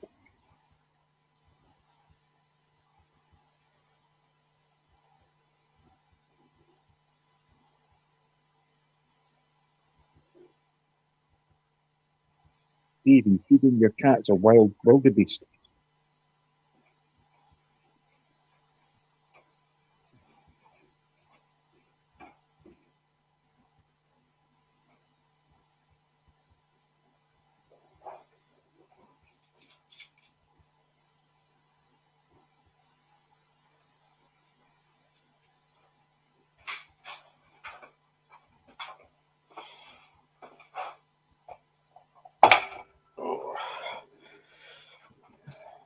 Oh, sorry about that. I'm back now. All right. I was just thinking the mastermind. Yeah, I've got 4 bloody cats that I count as my children, and one of them actually speaks. I don't know if you heard earlier. The cats were. Spike was trying to talk to me and say he was bloody hungry, and normally I feed him about 7, half 7. Mm-hmm. But yeah, I mean, understanding people and going through the mental health, I mean, is something, I might spend a couple of weeks and get a couple of different people on, and that way I can understand, what people do go through with it and how they like deal with the issue. It's free. It's freer as well. Another way of looking at it is, hey, you're not sitting in somebody else's house. You're not going to a doctor who's read about it at uni. I'm just sitting in my house just now, starting to hear it, and it's so much easier. It's free. There's no rush. There's no people jumping in. You know what I mean? It feels natural. That's a good thing. If there is anybody there who wants to speak, because I'll come on now and again and I'll give updates because how I am now. Because it's definitely helped me, and it has done. Yeah, I mean, you're more than welcome on any time you wish. I mean, I will do, because I see it as I'm starting a bit of a journey with you and other people on YouTube that I'm pals with. I mean, I've just told you today about I've seen a picture of my dad for the first time in my life. I mean, it's a journey and it's a positive journey. And prior to that, I've struggled all my life, and that was just one of the traumas. The abandonment, not knowing I wasn't wanted, and then all the rest that went with it. So I think it's important to keep it going, encouraging news and good news. You know, there is people out there that listen and help, and they don't understand. They listen, people listen, and that's the main thing. Yeah. I mean, that that young lad, all you need to see. I mean, Yeah. he's got an excellent channel. You know, I would advise anybody, you know, that's going through this to, you know, have a look at all these videos, because I'm sure, you know, even just watching that young lad's channel and videos, I mean, that could help a lot of people in itself as well. I mean, I've never seen him before. All you need to see. So I'll now subscribe to that because I was on the you. You see what I mean? It's So I didn't heard, but I reached out. I've seen the channel floating around, and you know, I spoke to the lad, and I said, you know, I don't mind, you know, chucking your link out there. You know, that's what YouTube's all about, to help each other to grow. And when I realised what his content was all about, I thought, you know, so different people that I knew that could gain from watching these videos. You know, I was saying to him, look, you know, pop on over, have a look at his channel. The same as Alex Kearney, AC coming back to life. You know, I'm forever pushing, yeah. you know, people over to his side as well, because even I take note of Alex's channel. Because some of them talks he does, I mean, it really helps me, even just sat there watching these hour-long videos. You know, I was going off the rails one night on a live, and Alex popped on, and you know, the mood completely changed. Yeah. So he You know? delivers conversation. So he delivers what he says, I think. Yeah. You know, and it's that thing. There's ways of talking to people. There's ways of communicating, and he does it bang on. Yeah. You know, and I appreciate Alex. I mean, he done a live with me as regards to you know, the work he does up there in Glasgow, you know, surrounding the grooming gangs. But I mean, it took him a while to think, you know, to have a good think about it. Is my channel, you know, the best place to have that talk with? And when he realised I was a genuine person, you know, that I ain't in it just for the views and the clicks and, you know, all of that. I'm here to get people's messages out there as a genuine, like, human being. Incidentally, there was a lot of people that took a good amount of things from that video live that I've done with Alex. I mean, I think he got about 6,000 views. So it showed to me, you know, that it was a demand for that interest of Alex's story. And the feedback I got from everybody, they were like screaming at me to do a part 2, which I know that's in the pipeline. It will probably be in the new year now. I'll definitely, you know, get Alex on for a part 2 on that, because the viewers were kind of demanding, you know, for the part 2. So, you know, that's in the pipeline.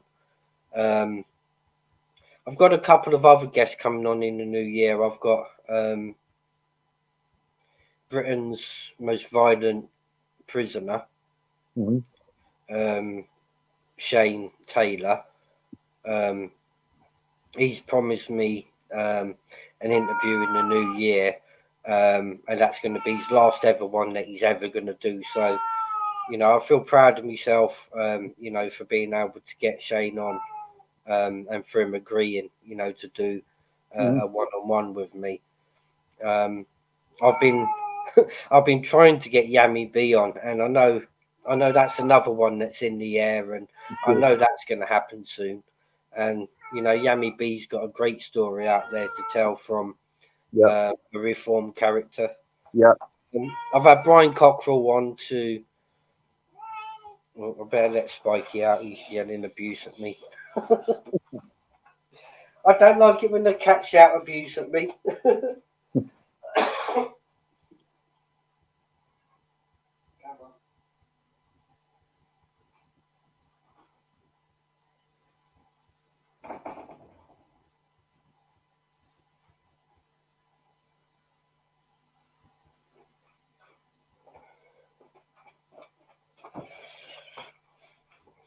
See, and I think the better thing for me channel, I've given myself like a 3 to 5 year plan to grow my channel. Whereas a lot of these other people, they just want to put drama on their channel and get 5k subs and you know, a million views overnight through the drama. But you know, that's not what I'm about. That's not what my channel's about. And you know, 3 to 5 years, you know, to maybe get to like 5k subs, and that's good. That's good for me. You know, I'd rather grow slowly with generating subs that actually can take something from my lives and my videos, as opposed to people just wanting to come on for the drama. You know, that's not what I'm about at all. The drama will end. The drama will dry up, and you're always life, isn't it? It's shelf life. The drama is shelf life, and yeah. You know, when that date's up, then you know they've got no content.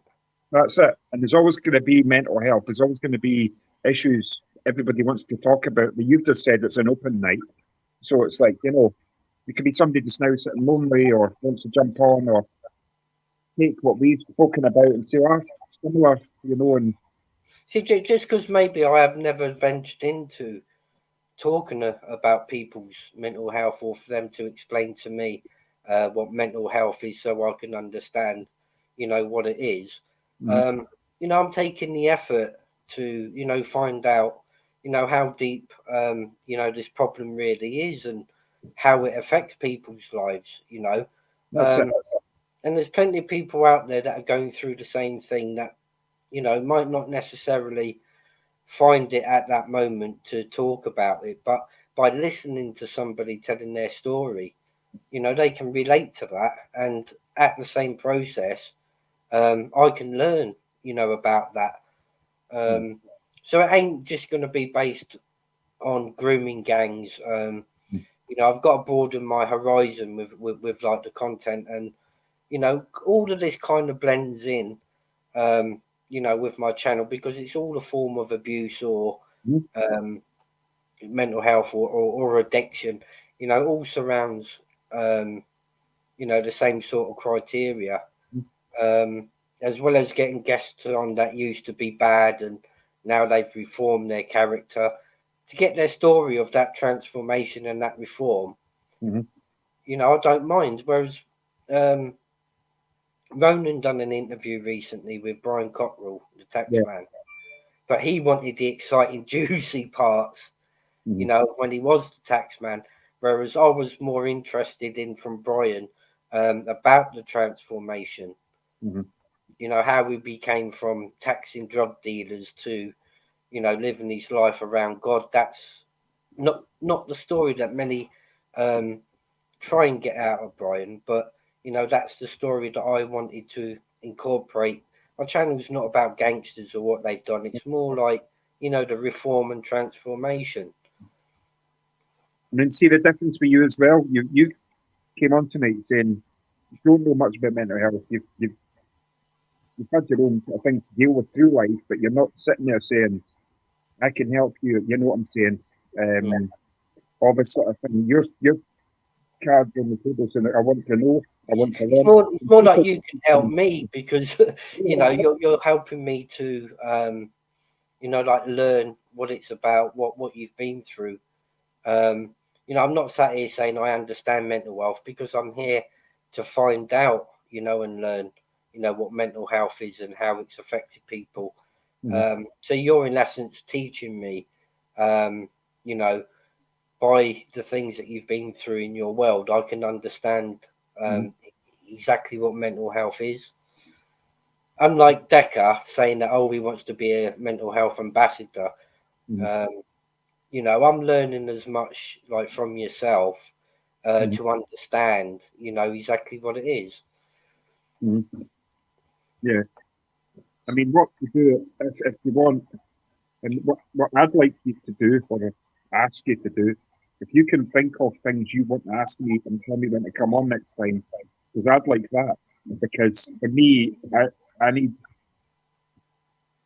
I'd like you to ask me things you want to know. I mean, there's a lot to my life. There's a lot, and and I want to come on one day and have a say like you're going to do on Wednesday as well one day. Well, what I can do there, Rob. I mean, over the like next couple of weeks, I've got a pad upstairs. As I go through the days, I'll jot stuff down. That I'd like to know about specifically, sort of thing. And then when you're ready, to come on again, I'm not. There's going to be no rush. If you wanted to do it in a couple of days, it's up to you. I'll work with you on that situation there. But I'll definitely jot a load of stuff down that I need to know, for myself to understand this. And then we could have like a proper like interview as such. So any questions and every question I've got, I'll put to you, and then you don't have to answer, any of the questions, but it'll better prepare myself, for me to have a better understanding, by putting like them questions to you. And as opposed to just having an open panel. I mean, if that's something you'd love to do, then, over the next couple of weeks, I'll, jot a load of stuff down that I think I need to know as regards to mental health and addiction. And we can do a proper like podcast interview about it. That'd be excellent. That will, because that's going to help with my learning and understanding of it. I'll put my face on for that one. No, you don't have to. I mean, I don't. If anybody wants to come on, they as long as I know it's a true person in the background, then they don't have to, put their face on. I've always said that. A lot of people are uncomfortable with showing their face, and I understand that, and I don't look badly on somebody who don't want to show their face, because I was like that once upon a time. I mean, my addiction, I've never been addicted to anything, but I would say it was music. I'm going to be in touch with Steve Wraith this weekend because I think he wants to talk to me about my music career. Does that help me through my life? Oh, God, no doubt. My music is, that's my passion, my drumming and stuff. And gigs with like Blondie, Stiff Little Fingers, and all these Simple Minds. And I've done a lot. I've got a lot of background with music. That has helped me. So that's a good positive thing as well to talk about, But I'm lucky as well that I never fell into addictions, as in, narcotics, heavy drinking, and all this sort of thing. And I don't buy this. I do not personally buy into this thing if it's in the cats and the kitten, sort of, or I grew up like that, so that's how you should behave. I do not believe that. That what I mean. What I'm talking about. If one's like that, the other one's that's learned behaviour. Bollocks.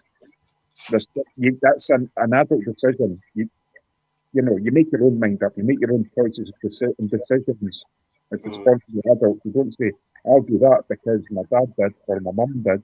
You don't live your life like that. You make your own choices. I mean, I just wish there was more channels out there, that can produce the good content, to help other people, as opposed to having 500 channels that is just purely about drama and, getting views and likes and clicks. I mean, you can grow naturally and build an excellent channel that takes 5 years to do. Which is where I'm sat at as far as I'm concerned.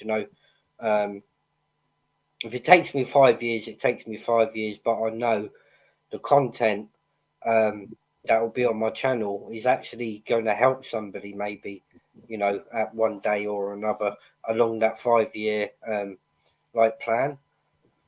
Too many of them are just wanting arguments and fights just to say, "Oh, I've got 10,000 views." I mean, it's not about that for me. It's awareness, and also for me to learn about things that I don't know anything about whatsoever, and to get people's messages out there. No, I'm glad your channel's not about. I'll meet you in 2025 at 2:15 in the afternoon we'll get my body in shape and we'll have a fight in 3 years' time. You know, no, this is real what you're doing. I mean, I remember watching you when you transformed, and that was hard to watch, by the way. You sat and you took both barrels from a lot of people. And I remember you saying, give me a chance to show myself who I am. I made a mistake. I put my hands up. Give me space to prove myself. And you've done it for yourself, and that's the difference. I just wanted, when I come back, I was just saying to people, give me the time. Yeah. Give me time to prove myself. And, if it's 6 months, it's 6 months for me to prove myself. If it's a year, it's a year to prove myself. If it's 2 weeks, it's 2 weeks. And I mean, I'm glad that I said that myself, to people, give me that chance, to prove myself. And I've noticed a lot of people have praised me for, the transformation, that I've done and the work I'm doing on my channel. And I'm thankful for each and every one of them, because they could have simply have just chucked me under the bus, and I'd never get another channel ever again. So I only wish, and somebody else said it to me, they said, Steve, if you had this channel last year, they said, just think how big you would have grown now, with the content you're putting out back then, instead of getting involved with, someone or something that I should never have got involved with. Yeah. I mean, but we all make mistakes. I've only asked people to judge me on the way that I've come back from making them mistakes. Yeah. I made mistakes. I've owned it. I've put my hand up to it. I've put a lot of apologies out there for people, and just said to them, look, please give me time, to prove myself. And, here I am 6 months later. A lot of people have accepted, the trains, and, they praised me for the way my channel's gone. And I'm only thankful to them, for giving me the opportunity when they could have just slightly kicked me underneath the bus. I said, that's it. We're not giving you any time. You proved what you were back last year. So I've got a lot to be thankful for. And the way that I'm conducting myself now is a lot better than what I was last year. Yeah. Oh, you're focused. It's because I got manipulated that much, to the extent, that I was believing in all these lies. Yeah. But slowly but surely, the evidence was all out there. It was just a case that, I couldn't be told off 50 people. No, you have to learn yourself. I still called them all liars, and I had to find it for myself, and that's exactly what I did do. I found the truth. I'm the same exact same as you. What you're saying, everybody could have said, but I wouldn't have listened to them. I was the same as you. Except I was just a bit slower than everybody else. A lot of people could see it within 2 weeks. Yeah. Ronan, who was round about the same time as me, he got dragged into it for a couple of weeks, but then he realised, where he sat with it all. I'm a little bit slower than everybody else to realise the truth. And, the thankful part is that I took the effort to find the truth, and the truth's out there. And, that's what made me change my mind. Some people say sometimes better late than never. True. But I mean, there's still 1 or 2 people that are never going to forgive me. I understand that. I can't please everybody, and I'm not out to please anyone. It's all about me being myself. If I be myself and be natural, then natural things, and good things come my way. It's funny because that's the journey I've got to go on now. Because I was thinking that I said it's been like 1997 till now. I'm no medication.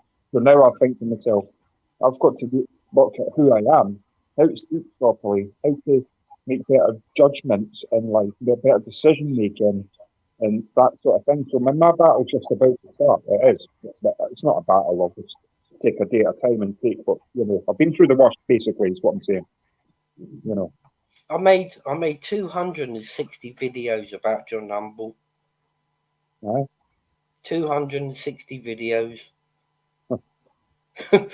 Yeah, even he said, fuck me. He said, you was the best one that I could ever have. And I'm like, sat back looking at it, and I said to him, it should never have happened.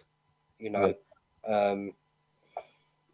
was one of the main ones that I didn't think would ever accept my apology because, there was a lot of stuff I did, against John and Donna. Mm-hmm. And he was the last one I was thinking to accept. But it's good that's come out of all of this that he has accepted. Yeah. The fact I made a huge mistake and I was drawn in. Back then I didn't realise I was being manipulated. It's only now, looking back, that I realise how he manipulated me. Mm-hmm. And I've put things in place now that no one's ever gonna manipulate me again. No. Well, I'm the same. So, anyway, Steve, I better go because my wife has had an email from my sister. I've never spoken to her before in my life, so I'm going to see what that is. And, I just looked bloody 3.5 hours. Wow. But I'll speak anyway. Thanks ever so much for coming on. I mean, you're a true gentleman, and you're welcome on any time you wish. And I am going to start writing things down now. Yeah. And then when you're ready, to come on again, we do it as a proper podcast where I've got a million questions or stuff I need to put to you to find out and to learn from you. That's fine. That's good. I'll look forward to that. Well, thanks for giving me the chance to do this as well, Rob. Thank you. I know how hard it might be for you, to speak openly about it, and I'm really appreciative of that. That's all right. And thanks for listening. Cheers, Rob. Okay, mate. Take care. Bye, mate. Bye-bye. Bye.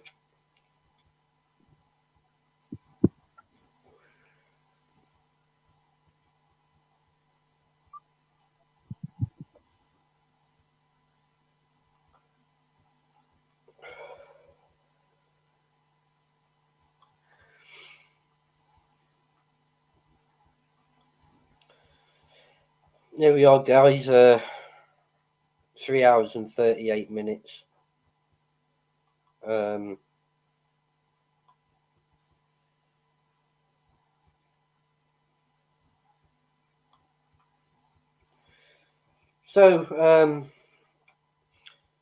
again, I want to thank all you need to see, for providing me with the video as to the mental health and addiction that you've been through. Thank you ever so much for doing that video to help me learn and to know just some of the things that people suffer through mental health and how they deal with it in their everyday life. All you need to see's link is in the description on this video. Please go across and give his channel a subscribe and I watch some of these videos because you never know how his videos can help in your world, in your life, if you're suffering from mental health or addiction. So thank you ever so much, all you need to see. And also a massive thank you for Rob for coming on and explaining to me about mental health, so I can have a better understanding of how it affects people in their everyday life, and you know, to school me about what mental health is. So thank you, Rob, and a massive thank you to all you need to see. I'm gonna leave it all there, guys. It's been 3.5 hours, and I need to crack on and do a couple of things. So thanks for everybody who's listened and tuned in, and to my guests that came on to help me have a better understanding what mental health is. Until the next one, guys, you take it easy.